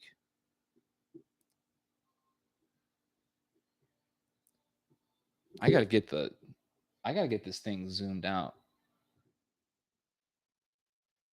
Oh, much better. My sight is going out, guys. I'm getting blind. Watching a mukbang video. I'm sorry, the mukbang videos are disgusting. I don't want to sit there and watch an Asian lady eating a pound of pork ribs. This is disgusting. Shadow of War is a great game. I hope they make another. Oh, it's a great, beautiful game. I'm glad I inspired you to play it. Do they have a Kosir and Raccoon cell? I don't know what those are. I find it still too early to establish set characters about Zoomers. We're only seeing the first half. That's true. We don't really know what is going to be in store for us in the future in regards to the political groundswell of the Zoomers. They could end up becoming like super conservative. You don't know. You don't know. Like the hippies. I can guarantee you, you walk into an evangelical church, and a lot of the people in there used to be hippies. Mr. Schaefer Sphere be living with his wife and 10 kids in a car trunk, and you still give the man a hard time, brah. No wonder he lost your home. The dude would lose your work, and then he'd be like, "Where's your assignment?" I'm like, "Dude, I gave it to you yesterday." And he goes, "I know that, but it's not my problem." That's what he would tell you. Like, oh my gosh, I hated that guy. I didn't hate him, but he was a pain in the ass. I'm okay, Julius. Thank you for asking. Since when did Goldman Sachs become the barometer of good values and trust?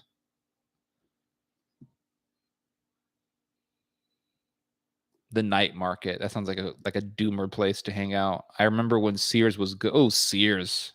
Remember Sears had that sort of underground story, that underground level where you went there and it would sell furniture. I remember when they had this place. I don't know if the Sears you guys grew up with had this, but when I grew up, they had this Sears that had this dark room, and you walk down the stairs and you ended up in this giant story of the building. It was almost all dark. It was dimmed. It was all furniture, and they had this. It was so creepy. They had this. I remember they had this one section where it was a model of a kitchen, and it was modeled after 1950s style of a kitchen. I'm not joking. 1950s style kitchen model in a Sears. It was like you were in an episode of Beetlejuice. And I remember walking around this area as a little kid, and there's reclining chairs everywhere, and beds and tables, and also couches and shit that they were selling, cabinetry, they had granite or whatever. They were selling all this stuff there, but there would be almost nobody there. And they had this big screen TV, and on the big screen TV, they were playing The Nightmare Before Christmas. I hate that movie. I don't know why. That's a kid's movie. They say that's a kid's movie. I remember seeing it as a little kid, and they showed this, like, I hate that movie. It's so creepy. They show like this guy with a big head like that, and then he's like grabbing this woman's arm off and then sewing it back on her or some shit. And I remember like being in this place as a little kid, and there's like the 1950s kitchen, like something out of Beetlejuice, and the Nightmare Before Christmas, and ran out of there. I ran as a kid. I was it was horrifying, guys. Children shouldn't be watching that. I don't know. Kids over here had an elementary school graduation party some months ago. They tore down a few flags of Sodom, and the new mayor had installed and sung Thompson. Dude, the Thompson songs I'm not crazy about, but pulling down the Sodom flags, I I lift my hat off to you Croats. Okay, Slava Cross, Slava Croatia. Daily reminder that Mayor Tomasevic is pro Sodom. Yeah, to hell with Mayor Tomasevic. But God bless the kids who ripped the Sodom flags off.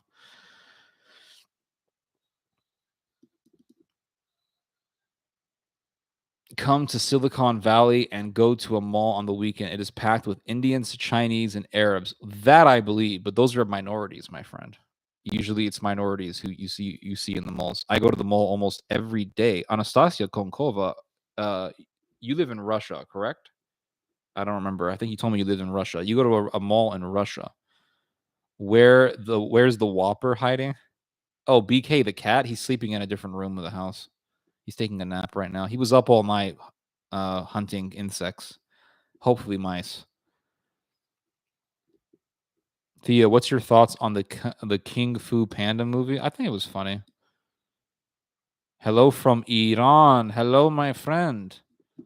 How do you say hello in Farsi? Hello in Farsi.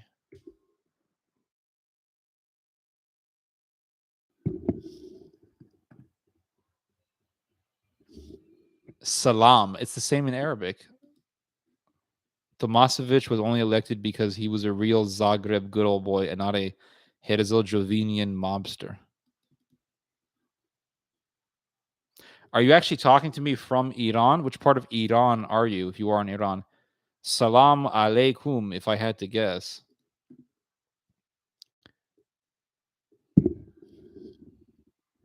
Salamati in Persian means hello. Salamati or salamati. You're from the south. Music time. Okay, hold on, buddy. There's somebody from Iran here. I'm interested in talking to him.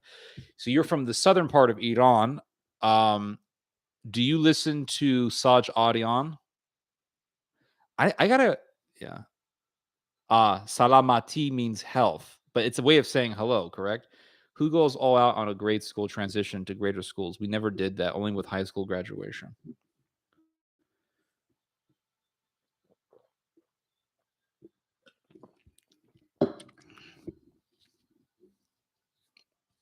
Saj Adian, famous Persian singer. You never heard of him? Oh.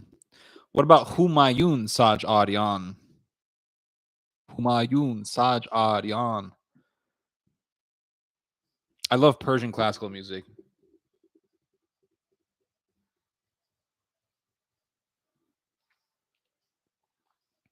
Yes, I live in Russia, but when I stayed in the USA, I went to the mall every week. Oh, cool. Malls in Russia, that must be an interesting experience. Kind of like zdravo, which also means health. Well, in Spanish, you would say salud, which means health as well, good health. But in America, we just say hi. Shadia, yes, that's what I'm talking about. He has a son, Humayun, super famous. Yeah, very good musicians. I like their music.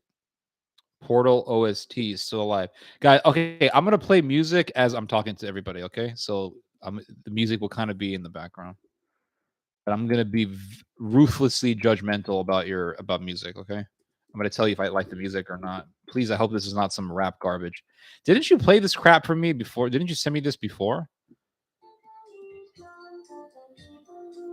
Okay, this is crap. See you later, Olivia. I mean, why have a graduation party for kids leaving grade school? I don't know. I guess it's just a celebration that you're making it to the next step. Hello sounds like it may have been related to health at one point. Good point. Hello, health. Maybe it's some Anglo Saxon word. It says here that the word health comes from the Old English word health, or Germanic origin, related to the word whole, like you are whole. Yeah, I see. I guess that's connected to the word health. The word whole, where does that come from? Old English, the word whole comes from the Old English word hal, of German origin, related to the Dutch heel and German hell, also to hail. The spelling with hu, reflection reflecting a dialect pronunciation. First appeared in the 19th century. That must hold on. The word health.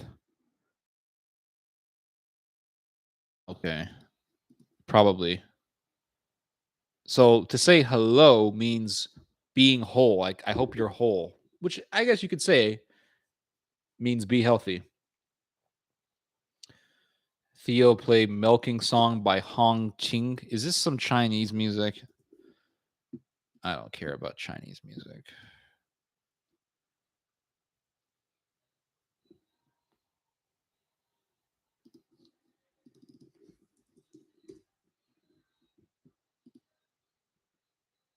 Milking Song. This is Chinese music.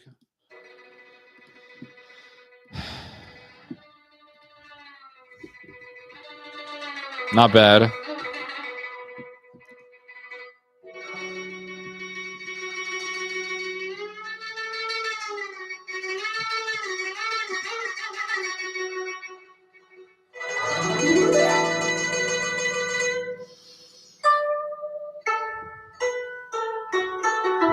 No. Wow. Nice. Very nice.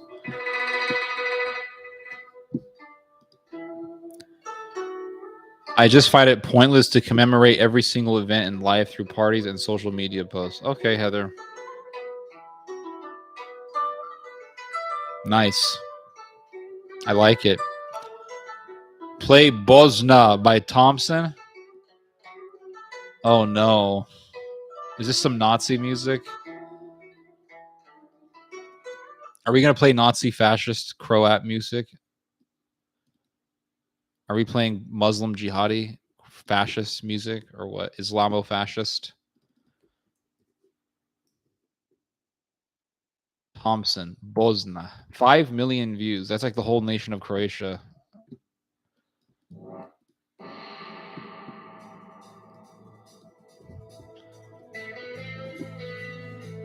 This is some post-Yugoslav rock music.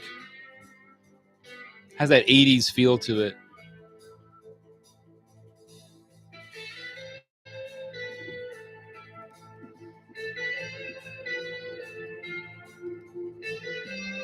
What are the lyrics?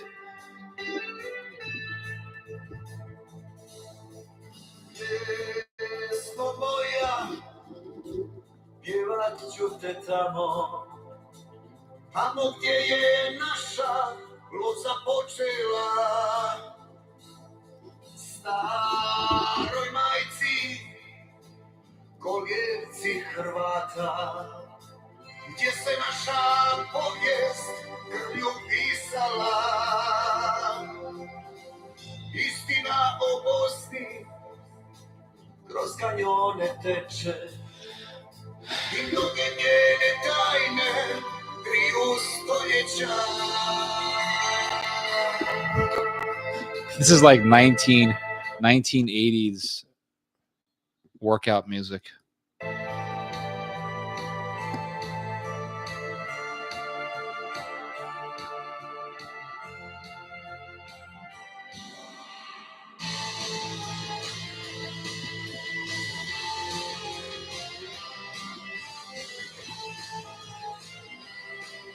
So this is we're playing Islamo-fascist music from the 80s.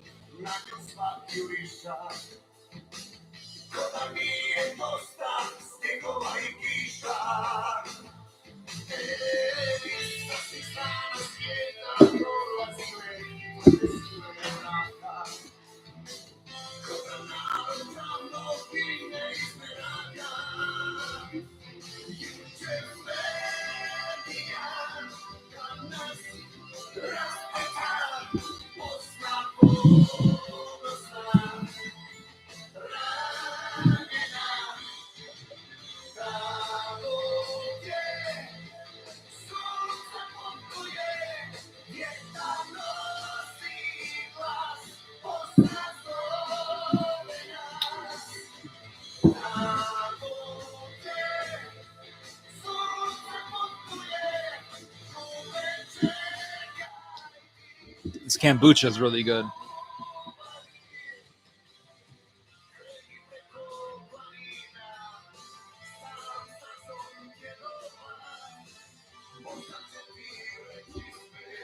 This is not beer, Tropium. This is kombucha. Well, just say it's beer just for the LOL. Drinking to some fasci music, Islamo fasci music.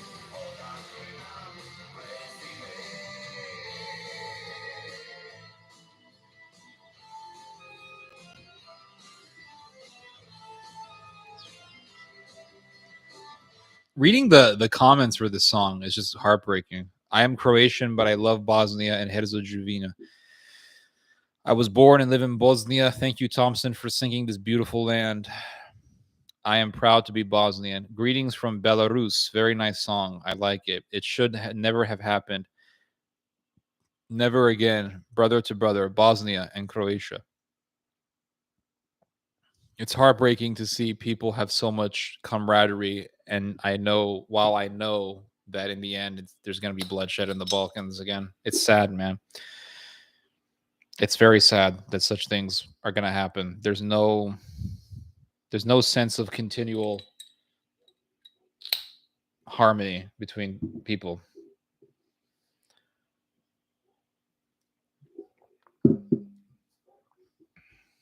Hello, Brainstorm. Hello, Robbie. Salam alaikum mirhaba.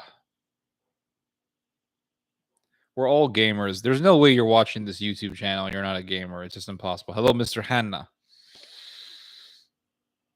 By the way, the AS in Farsi, as in Farsi, when written with Latin letters, are more like in rap or ham. Ah, salam. Oh, okay, I got you. Kombucha. Elegia by New Order, best known for being featured in trailer for Metal Gear Solid. Takes a while to build. That's what I'm afraid. Okay, let's give this a listen to. Let's give this a listen.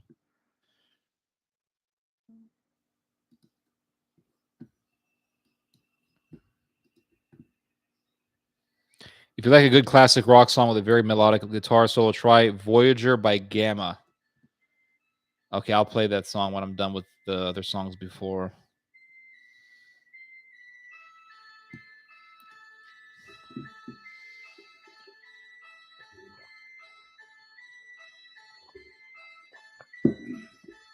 So this song has a very long build-up. Nice.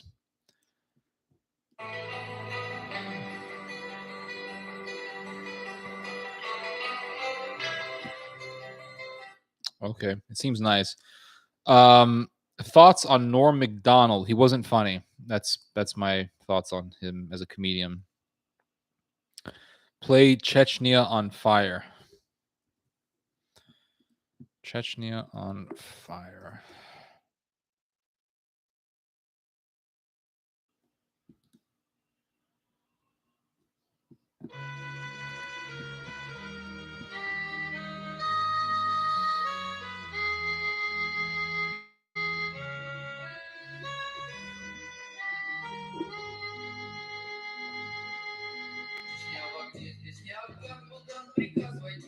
I like it.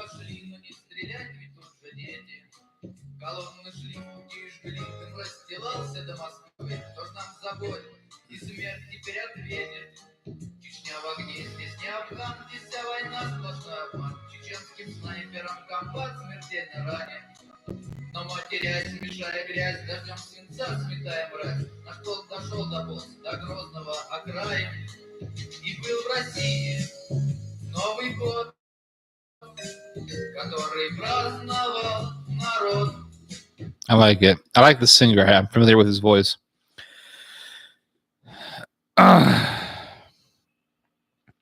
Avenged Sevenfold Nightmare.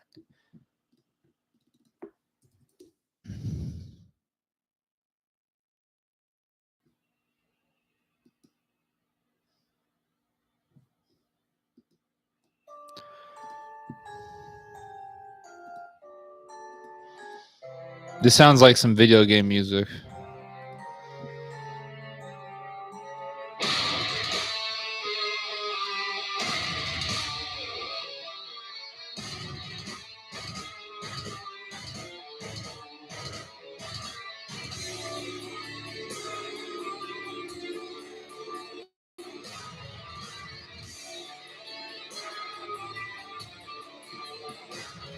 Nice.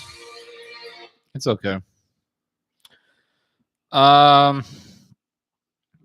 Voyager by Gamma. Let's play this.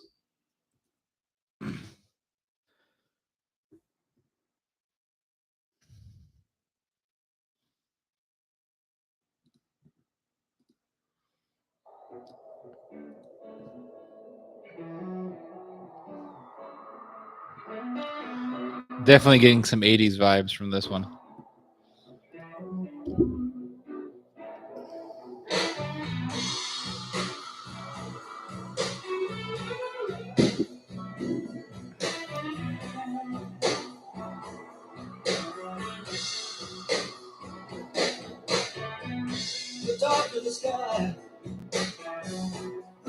This is like that old school, you know, when you listen to the radio and it's like oldies but goodies. That's what this sounds like.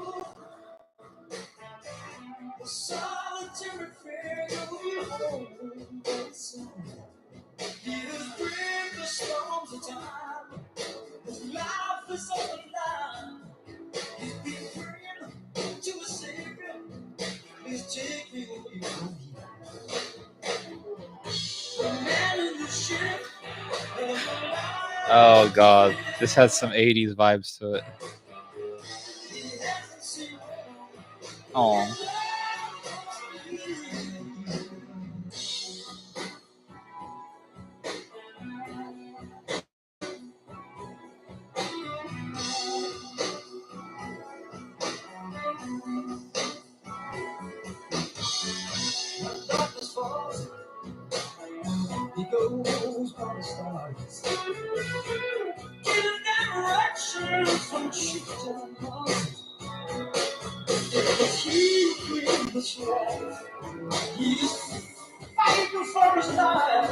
I like it.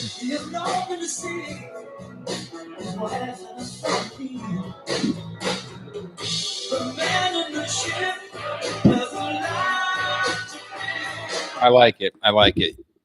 Guys, what do you think of this idea? What do you think of this idea?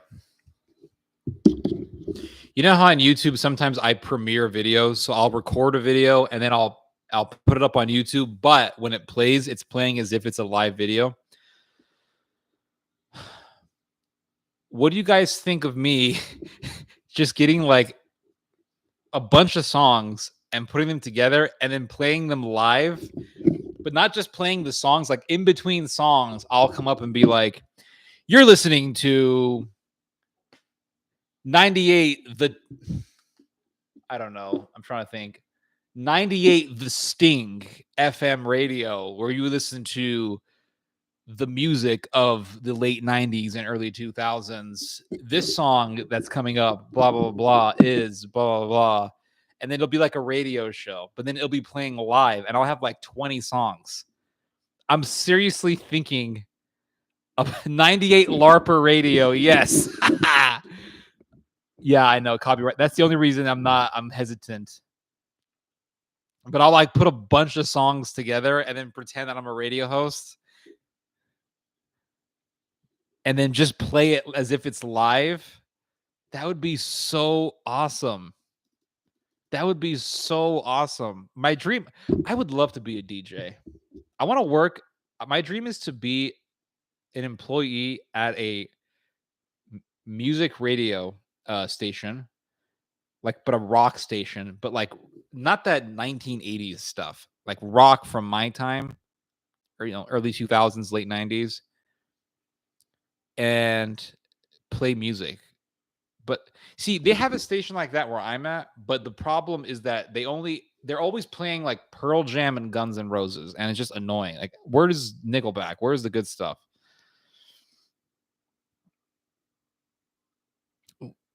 Inner radio host desire. I think the copy. Yep, I know. Play Stella. Hold on. There's a bunch of music requests here, guys. Hold on.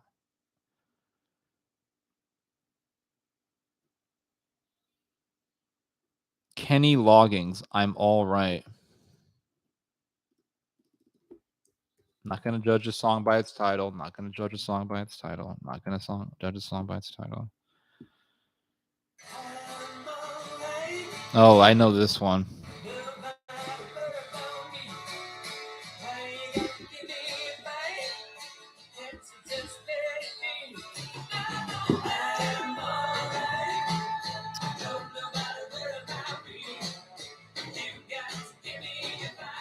You know, this song they played this song all the time on the radio station for the radio station for the boomers.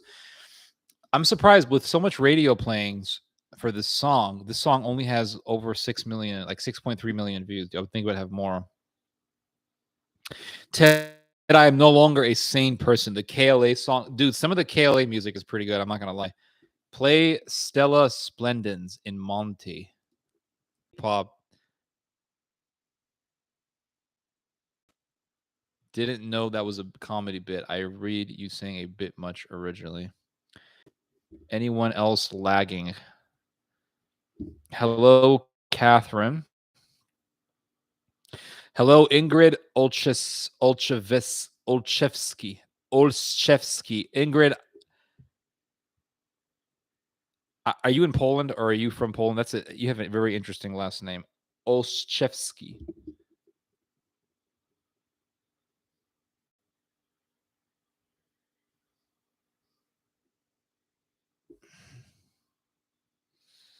I have to redeem myself from my previous Black Sabbath suggestion and restore my almost impeccable reputation. Play the Night Stalker. Hell on, Ortho Crystals. You've recommended some pretty good music. Mr. EAP123. The reason why I don't always trust your recommendations, it's just because in the past you recommended stuff that's just weird. I don't know, like too much rap music and like weird Asian music. An all-Jewish band that plays Middle East Nickelback parody songs. The band should be called Shekelback. Okay, that's brilliant, guys. Tchaikovsky.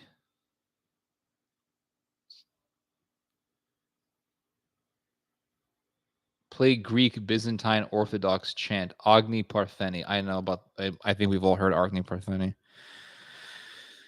Drinking a bucha with you. I love bucha. Ginger by Kevitub. Yep, I'm familiar with the brand. No, don't know how to make my own and too lazy to do it. Don't worry about it. But making your own is a lot cheaper, though. It's very cheap to make your own booch.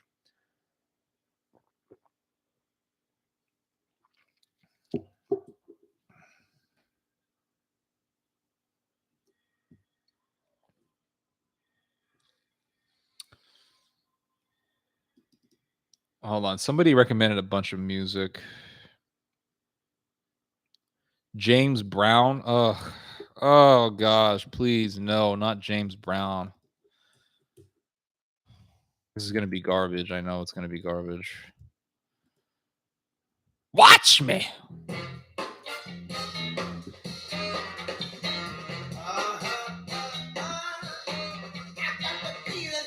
I can see why people liked this music because they were so used to listening to like boring ass music from the 50s that this came up and it's like, oh wow, it's like listening to Justin Timberlake back in the day. Theo being okay, I already read that.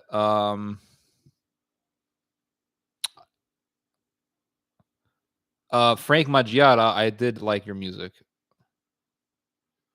What else do we have? There's a delay, I think. Rusty Shackleford, are you Chinese by any chance? I'm just wondering. Could you do a video someday on the current stage of the US as a world power? I've done a bunch of videos on this subject. So I'm going to continue doing videos on that particular subject. Crossfire by Stefan.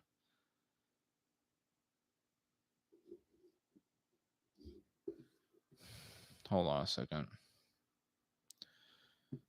Night Stalker, the dog that no one wanted. Ortho Christos, what's that song that you recommended to me? It was by a Greek rock band. It was really good. I'm trying to find the name of it because it was really good. I enjoyed listening to it. It's a lot of fun. Oh, I think this is it. Oh, I think this is the song. Yeah, this is a wonderful song.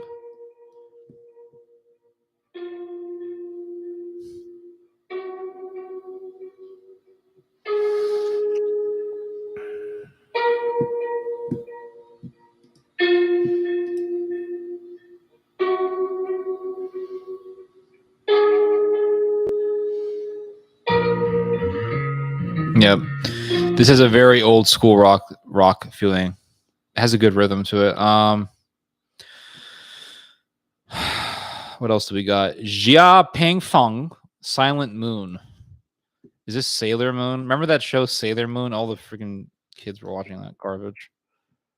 Sailor Moon. So people getting into anime at such a young age. Anime sucks. I hate anime. Nice.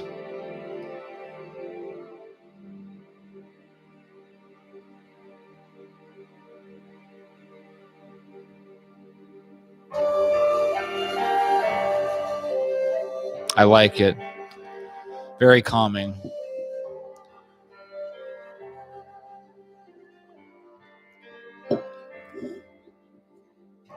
Very nice. I like it.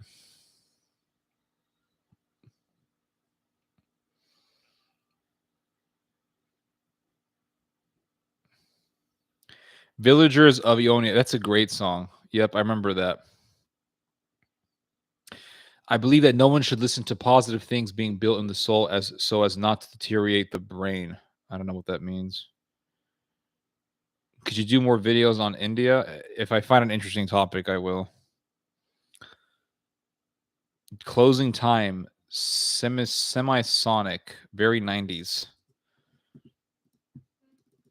Okay. Let's give this a listen.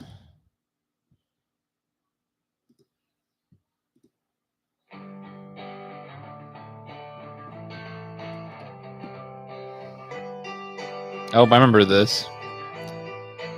I've heard this song.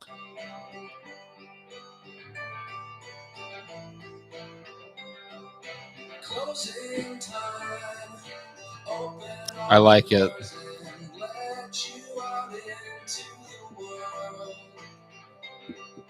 Closing time. Turn all of the lights on over every boy and every girl. Closing time.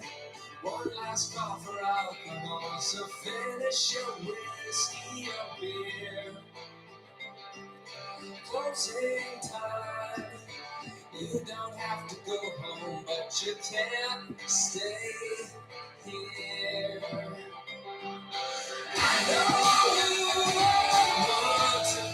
Yep, I know.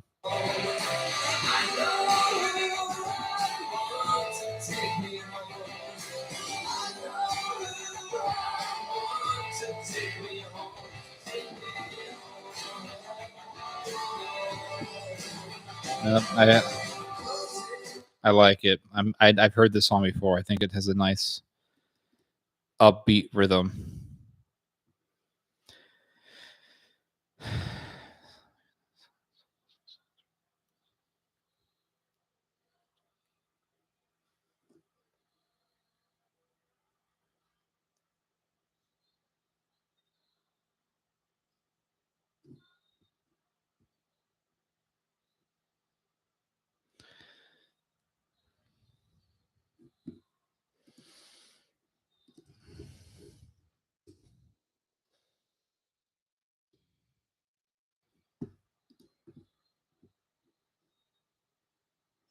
What's your favorite time period? It looks like the early 2000s.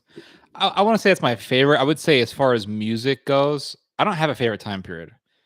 But as far as music goes, I would say I love the early 2000s. Guys, if you want to hear a really good active rock song that I find to be very beautiful, look up Evanescence. Not the only one. I'll write it down for you guys. This is such a beautiful song, guys. I mean, really. And the live version, they did a studio version for this song in 2021. I'm gonna play it. Hold on.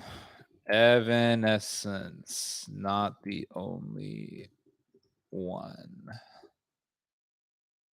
I know who I want. Remember that song? They played it all the time. Um, what is it? I hate it when I have a song in my head. It's like, but I can't remember it. What was it? Yeah.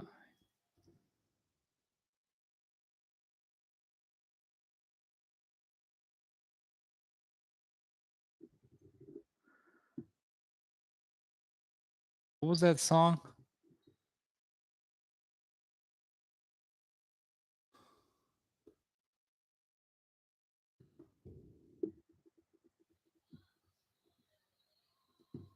Oh, I remember it.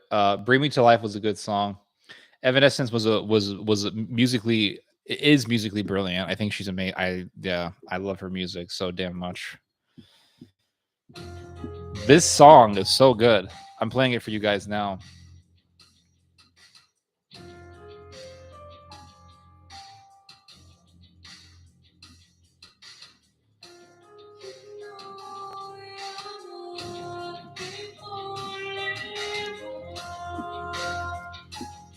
I don't know. This song is brilliant. I'm not gonna.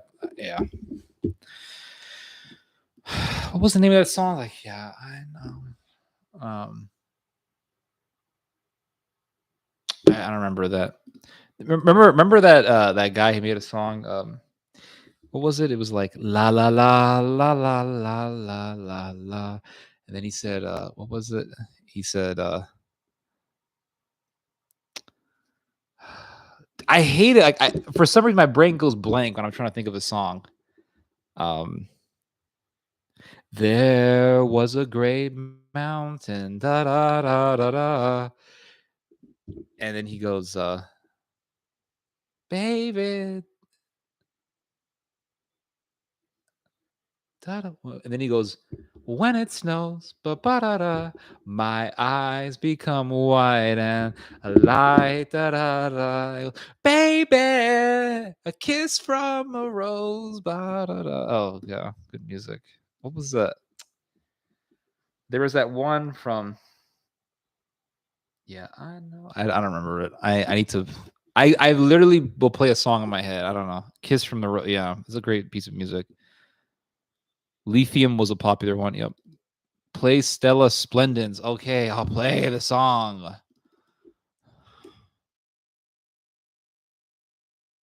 Oh, this is some medieval stuff.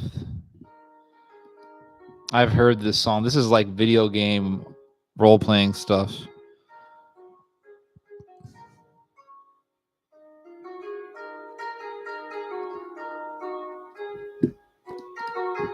It's okay. Yeah, it's nice.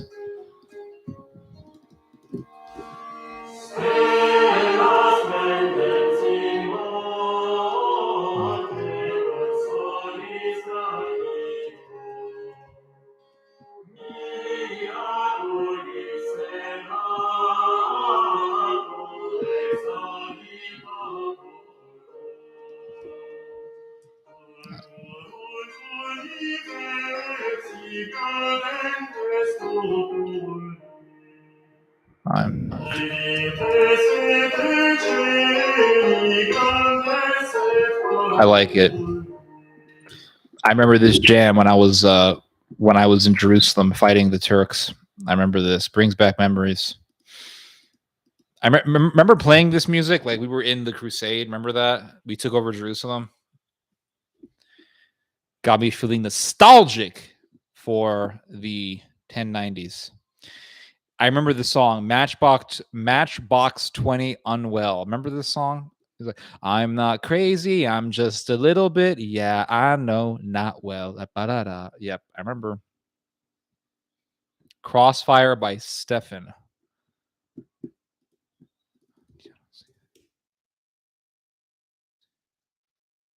This is some video game stuff.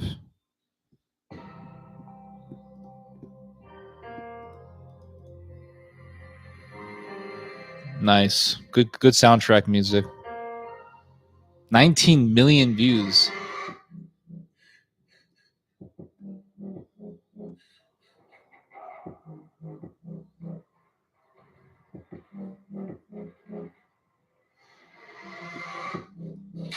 He traded his guns for love, but he's cool as fire.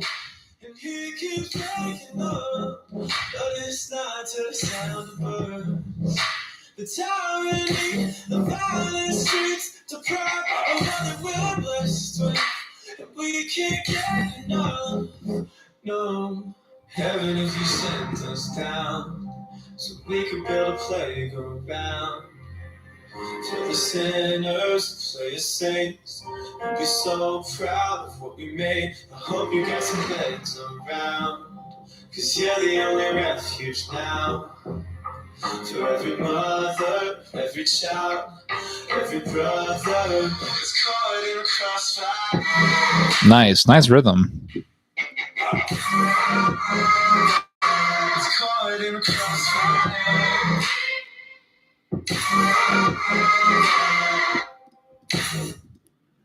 I am the 30. I'm actually the 31-year-old boomer. Chopin, you stabbed His Highness King Dimitar Zvonimir in order to evade going to the Crusades. Damn, dude, you old. I listened to Sheryl Crow, Eric Clapton, Alanis Morissette. Thank you. Turkey bashing memories. Joe Satriani, always with you, always with me. Is this one of those songs where a guy sings with a Hawaiian guitar? It sounds like one of those. It sounds like a Hawaiian over the rainbow type thing. Oh, no, maybe not. I could be wrong.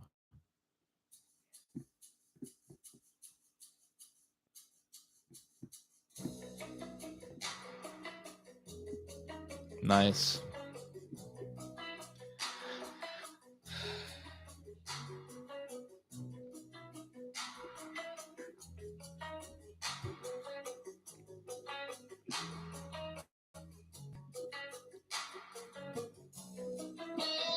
Oh, nice, nice.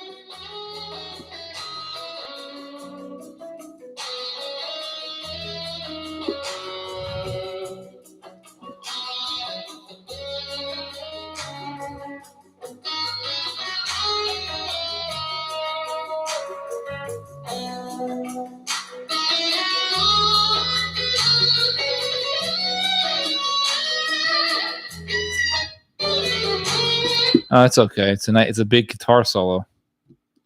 There's no words. Electric Guest, American Daydream.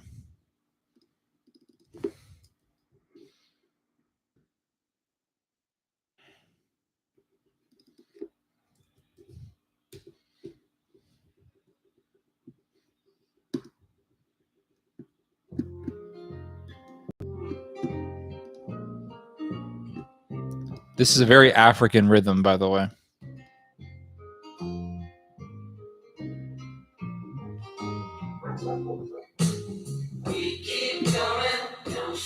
I don't like it.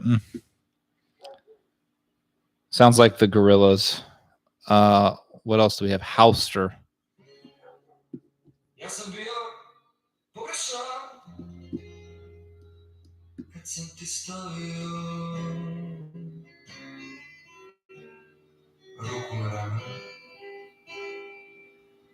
Oh, Seal.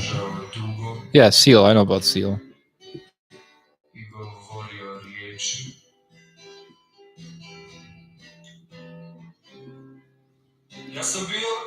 So is this what you were listening to when you stabbed that guy to prevent the Crusades? Is this what you were listening to in what, circa late 11th century?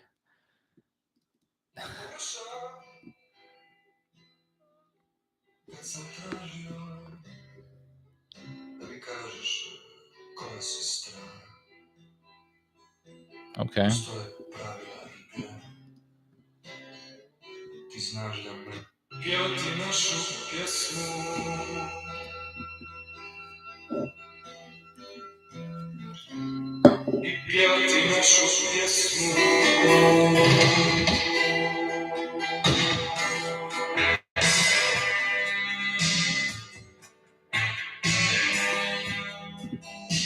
That's some straight up 80s, very 80s sounding, this music. Kiss from a Rose was used in a major movie as well. Yeah, it was Batman, wasn't it? I love that song. 18 million views for Kiss from a Rose. You would think this would have like a billion views.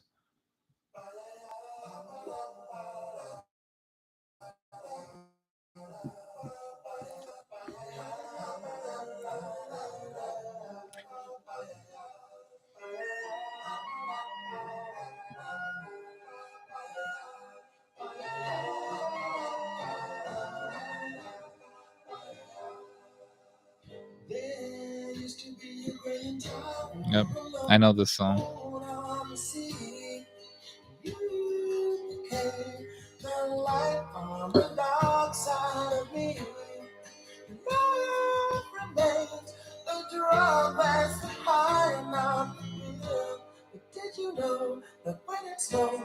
My eyes become larger. The light that you shine can't be seen.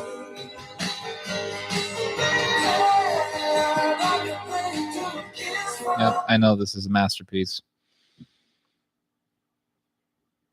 Some of you guys recommended some music here. A song from the movie Sideways called Blind Melon, No Rain.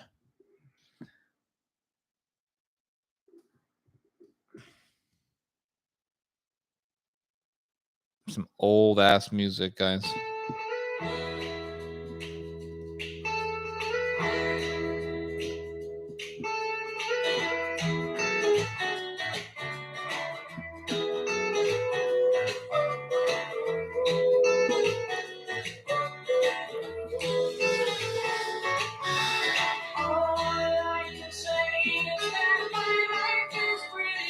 Oh, I know this one, yeah.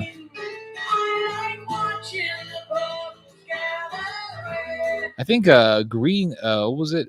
Green Day had a song with the same rhythm.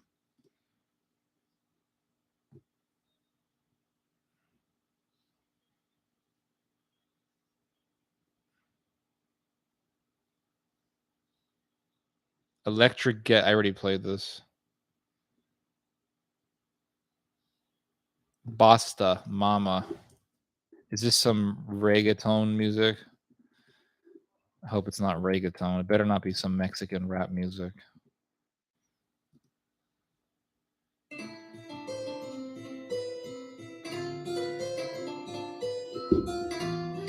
Nice. I like the guitar.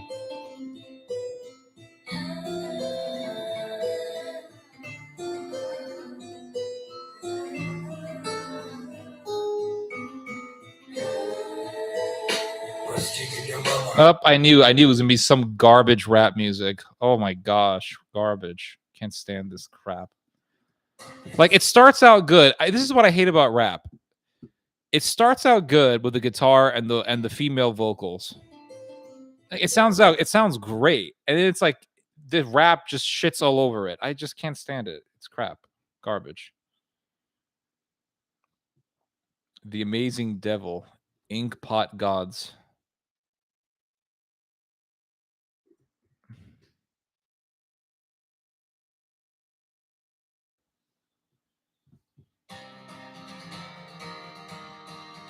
Very indie. I'm getting indie vibes right here, right already.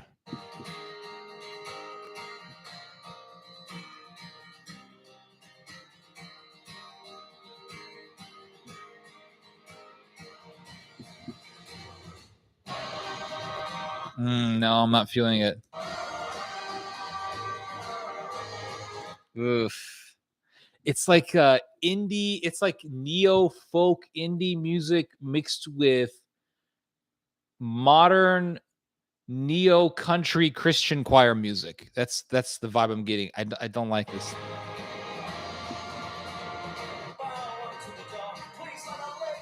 No.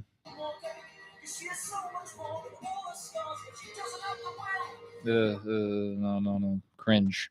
I'm imagining this music in like a millennial wedding, country setting, neo folk music, neo indie folk music, drinking out of mason jars. That's the vibe I'm getting out of this. What did rap do to you? I just don't like. I don't like how they'll take. I don't like how rappers take things that sound beautiful and just shit all over it with the rap. Like Ashes to Ashes by Faith No More. Listen to this.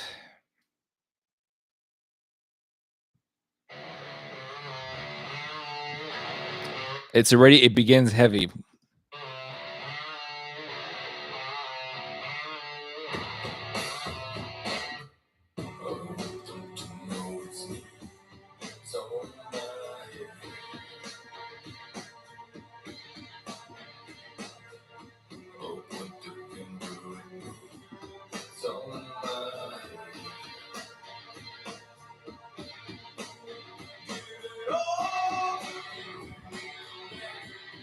I like it. I like it.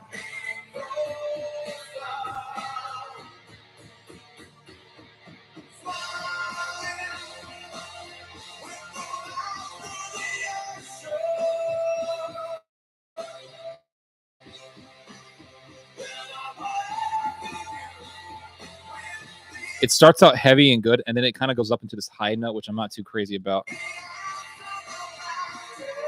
No, has a high note that just does not fit with the beginning whatsoever. And I noticed this with a lot of songs. Starts out real heavy, and then it'll go up on this high note, and I just don't understand why they do this. I like this beginning. I like this part here.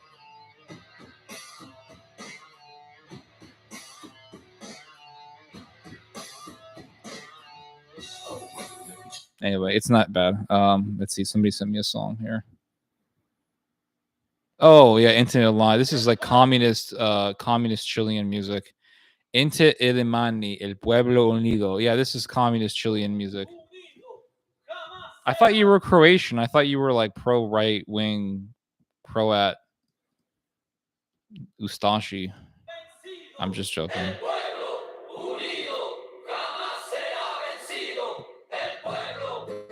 Yep. Yeah, I'm familiar with all this music. Aerosmith. I don't want to miss a thing.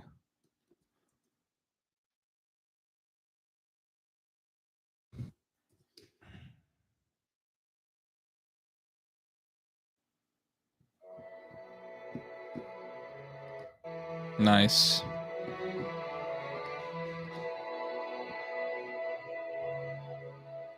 Bye bye EAP 123.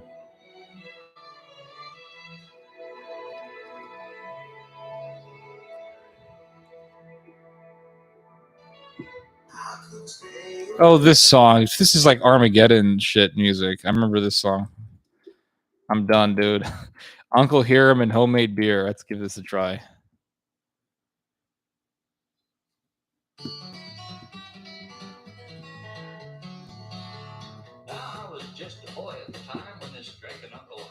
Nope. Garbage. I don't like that bluegrass stuff. I might have said this before. A great cover of the classic Eurythmic. Wait, Here Comes the Rain Again? Isn't that like a 1990s Scottish song or something? Isn't that song? Here Comes the Rain Again. Oh, this is going to be different.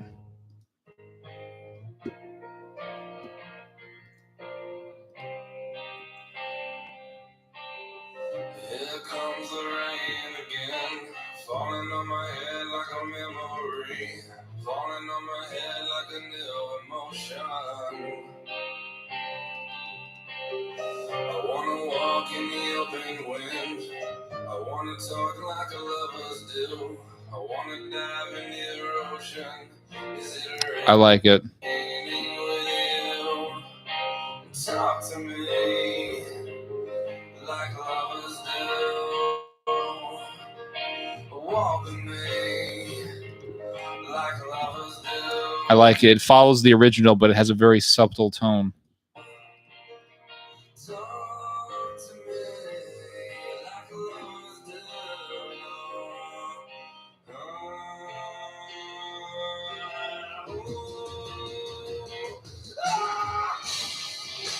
Oh, this is good. I like this.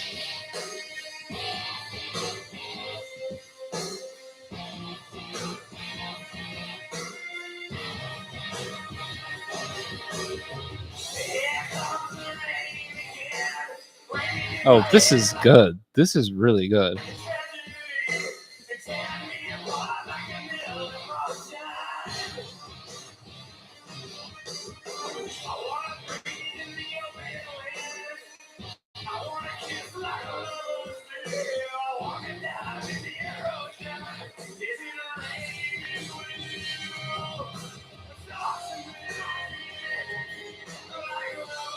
Oh, this is good. I like this.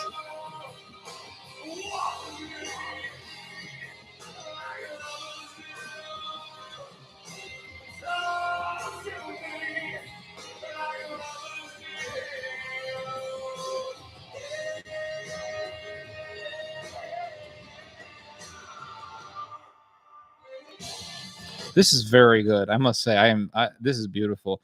Now, Ingrid gave me some suggestions here. All for One, Brian Adams. I think, is that what you're trying to say? All for One, Brian Adams. Yep, here we go. Let's listen to this.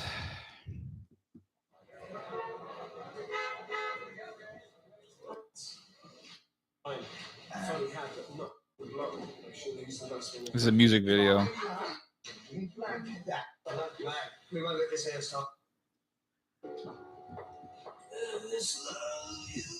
Okay, here we go. Are we gonna play this or what?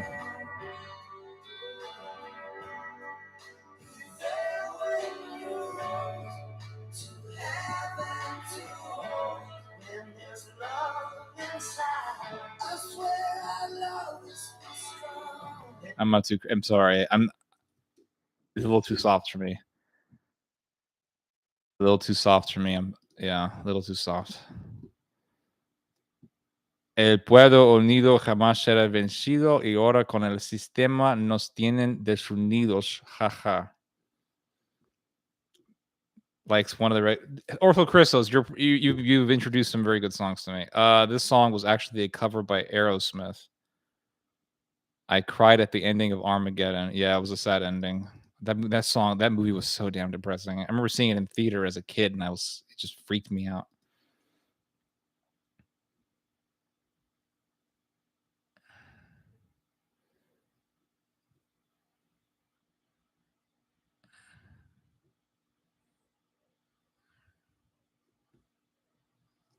Pretty folksy. Yeah, it's kind of a little too folky for me. Like, you guys realize, I love people say, "Oh, this is folk music." I don't know if it's folk music because America never had that type of music back in the like. A real American folk music is bluegrass. That's real American folk music. Vasilis Karras, Den Pau Puthena. There is a song you can play. Oh, we're going to the Greek Aegean Islands here, guys. We're going to go to the Trojan War for a second. That talk to me. That Here Comes the Rain Again. That was beautiful. That was some beautiful stuff. Really.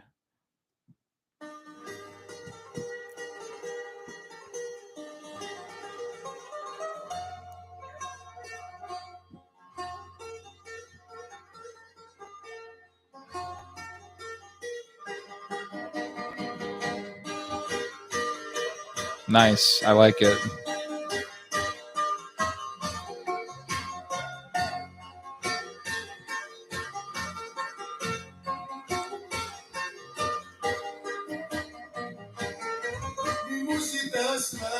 Yep. Very Greek. What's interesting is that when we talk about the Balkans, we always associate the Balkans with war and violence. But guys, Greece is a Balkan country. And that's where Socrates and Aristotle and the rest of the pedophiles came from. So, I mean, it's not just all violence and killing, guys. Lincoln Park, Across the Line. Let's play this.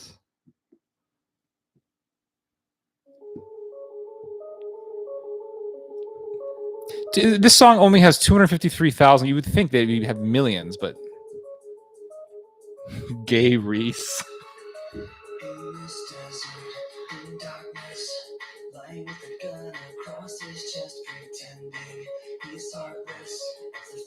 In the sky, he was fragile and frozen. When the bullet took away his friend, and now he's somehow more broken. He's falling his back to his side, I'm not too crazy about it. I liked Linkin Park, but I liked it when they were sort of like a new metal band. Back in the day, they had what was that song? It was like, it starts with dun dun. I don't know why. It doesn't even matter how hard I try. Keep that in line when the time is right. Ba ba ba da. It starts with one thing. And then he says something like, I don't even recognize you anymore. But back then, the da da da. In the end, da da da da. That's what I enjoyed. Yeah, in the end, yeah. That's what I loved. In the end, and you know, I tried so hard and yet so much, and in the end, it doesn't even matter. Yep, I remember. I lost my trust In you looked as far as I could go. But all this, there's only one thing I need to know. Something. I don't remember all the lyrics. But it was a great song. I love that era of Linkin Park was very good. You know, they had some great songs. Uh yeah. Anyway, Pink Floyd. Hold on. Somebody's recommending something else. Gate 21 by Serge Tankian. Oh, we're going to System of a Down.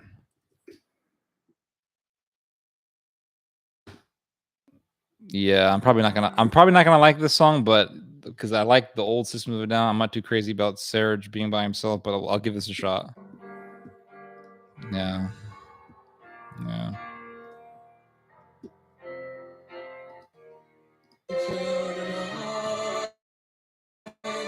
yeah.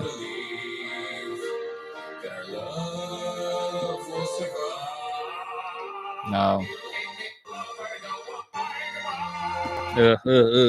No, this is not good. Not good. I liked it when he was in System of a Down and he was singing that song. Oh, what was that song? I don't remember the song, but it was like, "Why don't you ask the kids at Tenement Square? Was fashion the reason why they were there? They da da television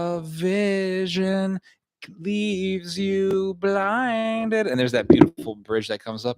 I'm just sitting in my car and waiting for my she's scared that I will take her away from here. Yep, I love that song. Masterful song. This is not good. This is not, no. This is like, it doesn't even sound good. It's like, it sounds like something out of a Vegas casino. I don't know. It's just, I'm not liking this. I'm not feeling this at all. I'm not feeling this, guys. I'm not feeling this. This is not good. Okay. Um, he had a great voice in System of a Down. I don't know what happened, but this song only has 189,000 views. I mean, when they were doing the System of a Down, when they were playing the masterpieces of System of a Down, um, what was that song by System? Was it Tenement Square? What was the name of that song? I forget the name of that damn song. Hypnotized. This has 179 million views. There's a reason why this song has 179 million views because it's a flipping masterpiece, guys. Well, I shouldn't say that because numbers because there's songs that have a billion views and they suck. So I shouldn't say that. But this song was a damn masterpiece. Like it was a masterpiece. I mean, the way it began is so good.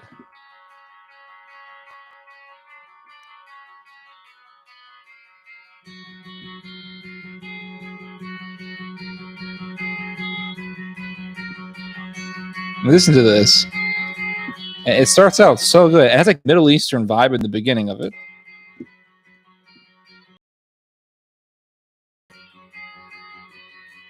And then it explodes here. I mean, it's a very well put together piece of music. It's very melodic. It's beautiful. Pink Floyd. Okay, this is the. Yeah, I'm probably not gonna like this one, guys. I'm probably not gonna like this. I could be wrong, but I'm probably not gonna like this one.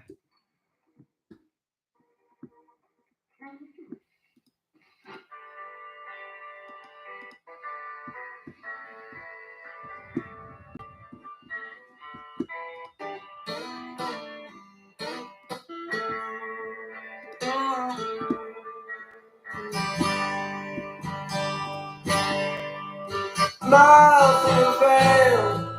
I don't like it. It's too bleeding heart for me. There's no rhythm. I like stuff that it has to have like a rhythm, like a hard, heavy rhythm. It has to just, it has to just hit me right in the beginning, just heavy. Like when you listen to System of a Down, that starts out with like guitar and boom, it hits me. This bleeding heart stuff is just, it's just. I don't like Pink Floyd. I'm not a fan of Pink Floyd, guys. This stuff is garbage. I'm sorry. It's like everything is just monotone, limp music.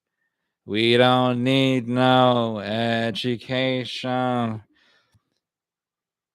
Just another brick in the wall. Or there's that one song. What was it? Now, this one particular song isn't that bad.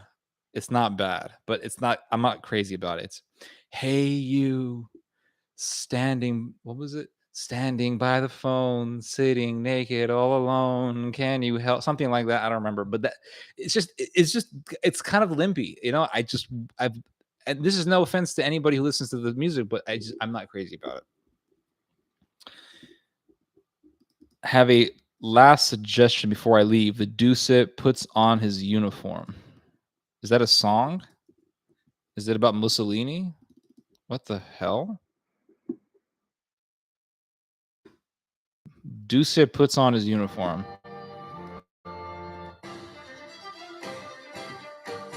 Is this some fashy music? Is this fashy?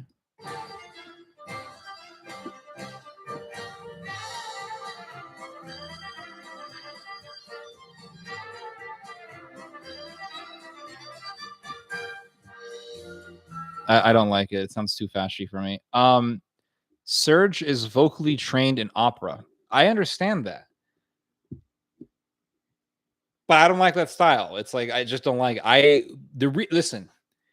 The reason why he's famous is not because of that song that you sent. That's not the reason why he's famous. He's famous for what he did for System of a Down with songs like Hypnotize and Spiders. That's why he's famous. That's it. Planet of Zeus on parole. Oh no, on parole. That doesn't sound very secure.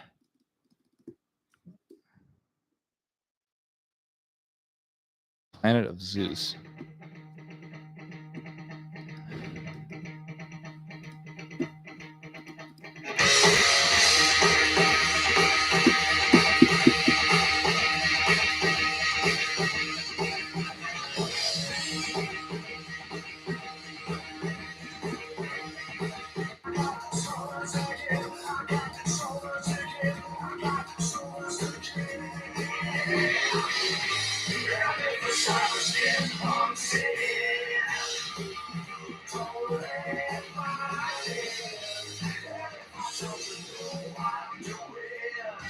I didn't know it was a Greek song mocking Mussolini, but now that I know, okay, I take it back. Take care, Robbie 99. Be cool.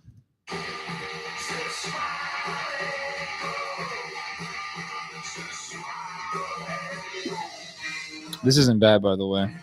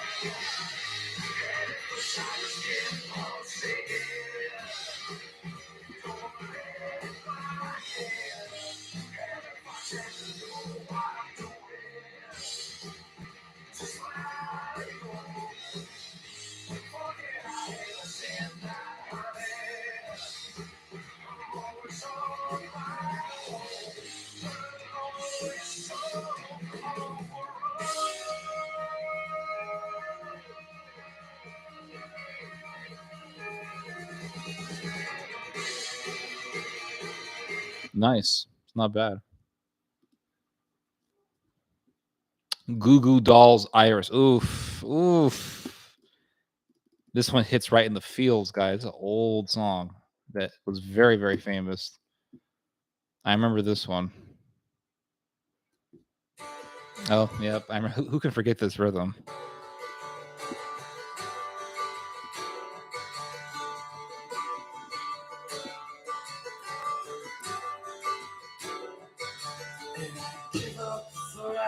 Yep. I know this. Know that you feel me now. You're the closest to heaven that I'll ever be, and I don't wanna go. He says, I'll give up everything to touch you. You're the closest thing to heaven that I'll ever be. Like these lyrics, this is like this must have made the ladies swoon. When you're a singer, when I hear like when I hear things like, "Oh, this singer had sex with," like what was it? Mick Jagger. They say Mick Jagger had sex with 4,000 women. People would say that's an exaggeration. I would argue otherwise. I would argue that that is actually a conservative estimate. That's pretty small. That's a short number. Because when you think about it, you're Mick freaking Jagger. You're famous, dude. You got millions upon millions of people listening to you. You go to a concert, tens of thousands of people listening to you. Like I saw this one video. It was a concert by Korn in the late 90s. I think it was late 90s, early 2000s. 100,000 people would listen to this band in one concert. 100,000 people. 100,000. I'm saying with a Scottish accent. 100,000. 100,000. Okay. I mean, no comment. You go to a concert, tens of thousands of people listening to you, 100,000 people listening to you, millions of people buying your records, millions of people listening to you on the radio. 4,000 women, that is a small number. I would say that Mick Jagger had restraint. With the fame that guy had, he was pretty damn restrained, I must say. That is restraint. Because like I'm actually shocked that the number is that low. When you're that famous,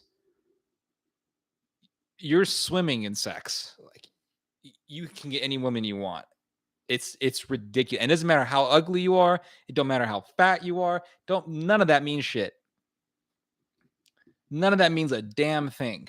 Like, wait, Mick was he was gay. I didn't know that. I didn't know. But I'm 4,000 women. That's a small number.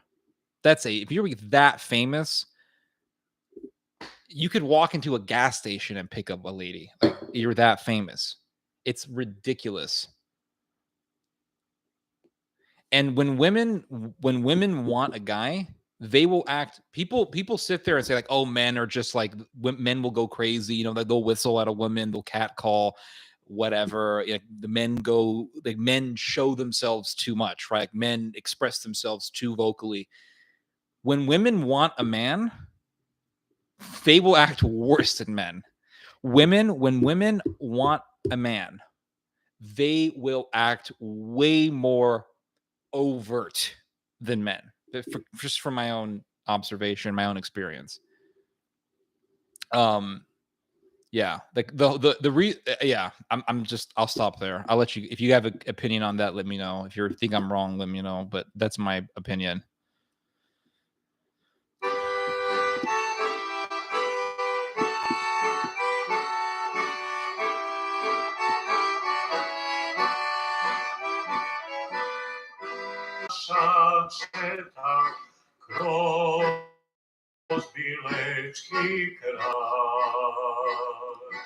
It's not bad.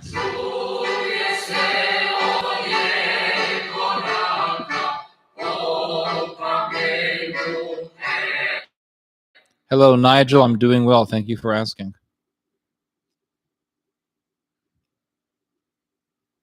Bosnia too strong. Freeze screen. Just like Nazi fascist soldier in World War II.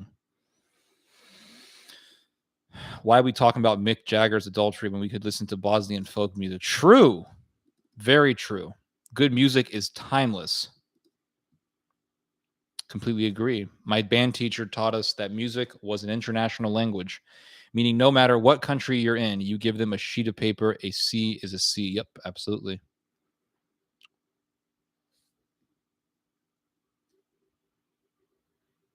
This was literally a partisan song. Okay. So I just said freeze screen, just like Nazi soldier gets frozen. It's not bad. I like it. It sounds very Soviet. Very Sylvia, like just in style.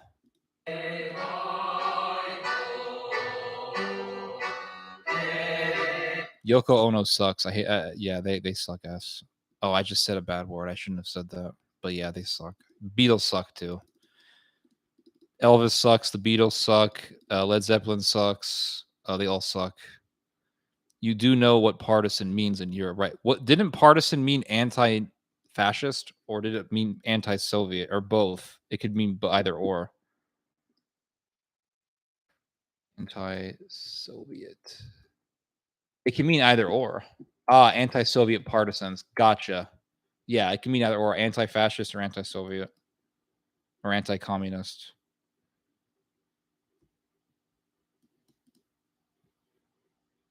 Yeah. Anyway, guys, I've been here for almost 3 hours, so I don't know. Things are kind of dying out. We only got 13 people in the bar. The bar is dying out.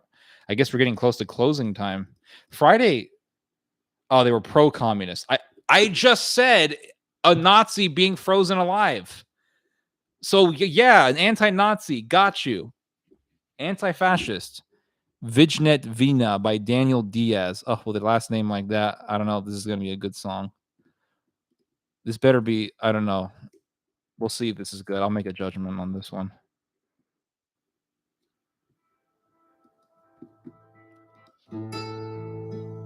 That was like Spanish music.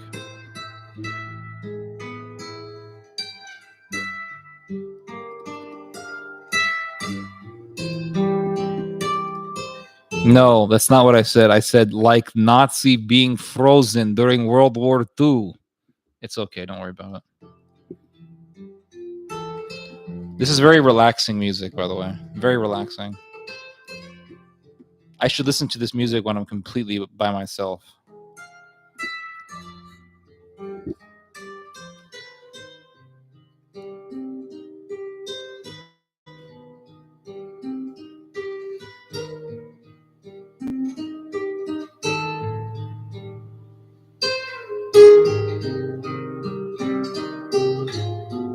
This is very nice.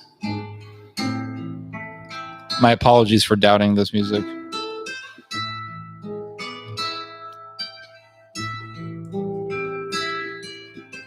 I like this.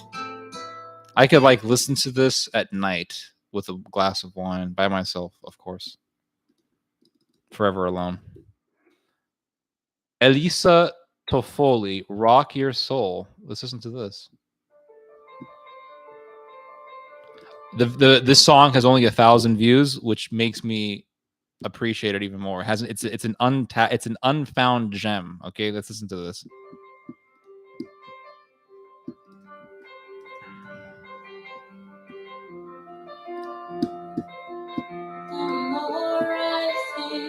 I like it. I like it.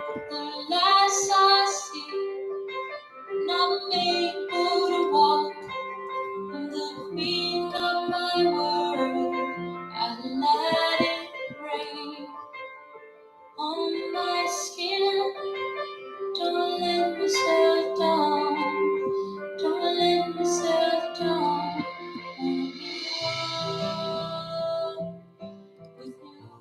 Not bad.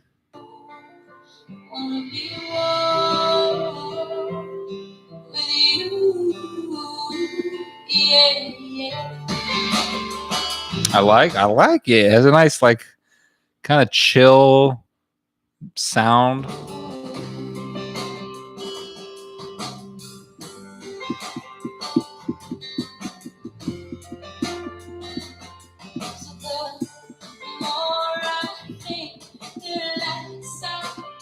I like this. I like this. I'm going to save this one. This is good. So this song and that song by Ortho Christos, those were good. I like that. Here Comes the Rain Again cover was excellent. I'm liking this one. This one has it starts out slow and soft, but man, with that beat comes in, very subtle.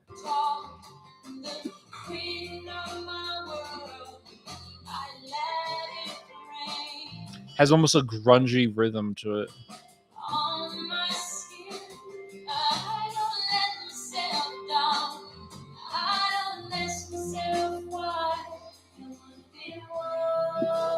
See, this is the soft part.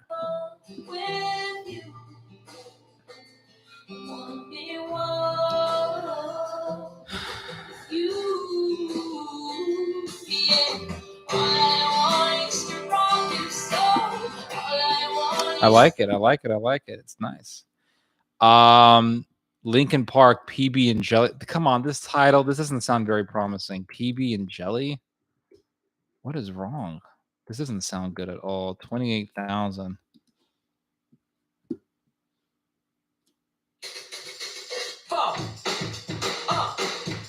Goes like this. Crap. Okay. I knew it was going to be garbage, but that's why I ignored it the first time. Play 50 Cent into Club. Nope, not playing that garbage. Buwan by Juan Carlos, Filipino song. Let's give this a listen. Buwan.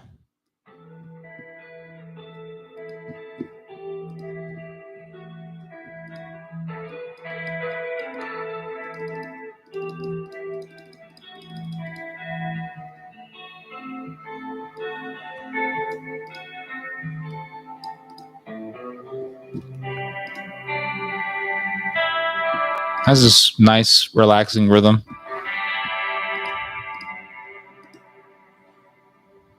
Ako'y sa'yo, ikaw ay akin. No. Has that Hawaiian guitar kind of sound to it. Ganda mo sa paligid.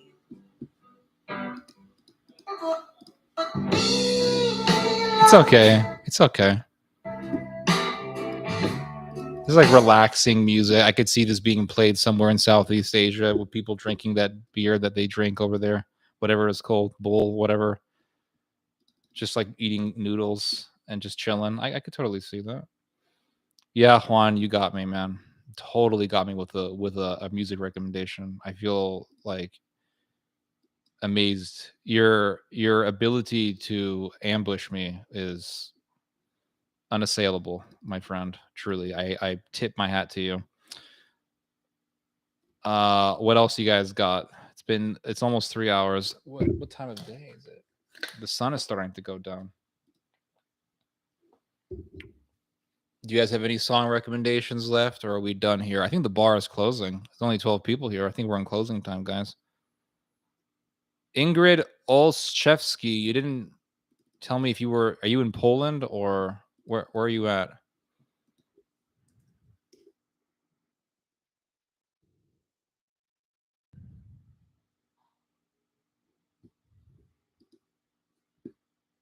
I called unto my dear Lord Ethiopian Oh, please. I'm not playing this. Let's play an Orthodox hymn from Ethiopia, guys. As I sit here half drunk.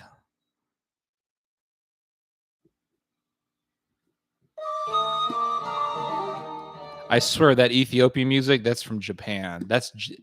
I'm telling you, I have a very unorthodox theory about this. I believe that there was a Hamitic, I don't want to say civilization, but there was Hamitic, or to speak loosely here, an African culture that had settled itself, I believe, all throughout the Middle East, and in Asia. And we actually can get a little bit of this in the Bible. In the book of Genesis, it says that there was a kingdom in Babel ran by a guy named Nimrod. And Nimrod was the son, a son of Cush, meaning he was an African. Like he was a brother. He was black. Okay. And when you listen to Japanese music and listen to this Ethiopian stuff, like this is straight up African. Like this is Japanese. Straight up. And if you look at, like, for example, a lot of Southeast Asian people, a lot of them look like they have African features. You see this in Japan sometimes as well. I think that there were Hamitic natives all throughout Asia, and they were conquered by a light-skinned people. Could have been some kind of Indo-Iranian race, could have been some kind of Turkic race, or a mix of the two. But I think that's what happened. There's no serious evidence for this, but I think that's what happened. But I could hear this in Japan. You would think this is Japanese. If you didn't tell me this was Ethiopian, I'd be like, oh, that's Japanese. I love the flute.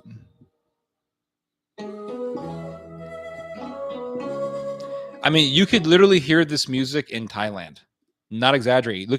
Look at real folky Thai music from the jungles of Thailand. Listen to it.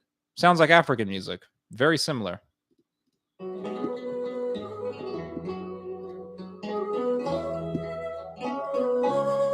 It's not bad. I like it. I like the African music can be very melodic and very beautiful. No, more Soviet music.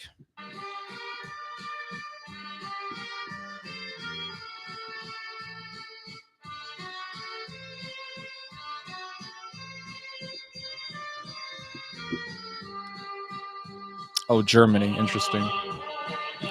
When I listen to this music, I can't help but be reminded of that scene in Goldeneye. Remember the movie Goldeneye with Pierce Brosnan? It was a great movie. Remember the film Goldeneye with Pierce Brosnan? And there's that scene where he's at a bar with Boris, and there's these three women who are singing. Remember that? And they're like, "He's just the man." Remember that scene? And Boris is like, "Hey, shut up!" And the woman's like, "Fuck you, Boris," and they leave. I love that. When I hear this kind of music, that's what I'm reminded of. That scene from 007 Goldeneye.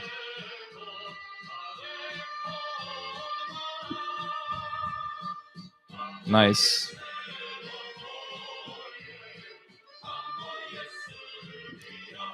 The thing about this type of this Slavic music, this style of music, is it's old. It's a very old style. But if you listen to some of the rock and roll music from Eastern Europe, some of the punkish music from Eastern Europe, they were able, yeah, Slavic people, Eastern Europeans, they were able to sort of translate their style of singing onto rock and roll, and it mixed very well, and you can hear a hint of that old style of singing in some of the Slavic rock and roll music. I gotta go. I gotta get to my Coptic Bible study. Okay, man. Cool. Be cool. Be safe. God bless y'all. Ingrid Olszewski, Germany. Okay, very cool, very cool. Do you like living in Germany or yeah, or I don't know.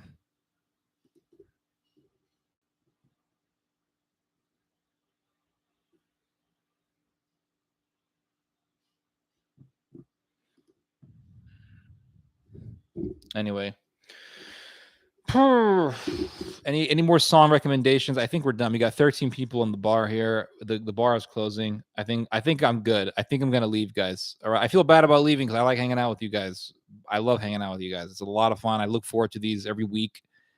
I really look forward to these guys. It's a lot of fun coming on a Friday evening and spending my time with people online who I'd never met before. But it's still cool. It's still fun. Anyway, we're living in the Matrix, guys. We're literally living in the Matrix. Yeah. Anyway, God bless you guys. Be well. I think I'm done here. I've been here for about 3 hours, so here we go. The internet is worked okay. There were some setbacks in the live stream, but for 3 hours, it's not bad. I figured out a way to prevent the internet issues. I literally pushed my computer back just like a foot or a foot and a half. That's all I did. That's all I did, guys. Anyway, you guys just heard some theology. God bless you all. Be well, be well, be well.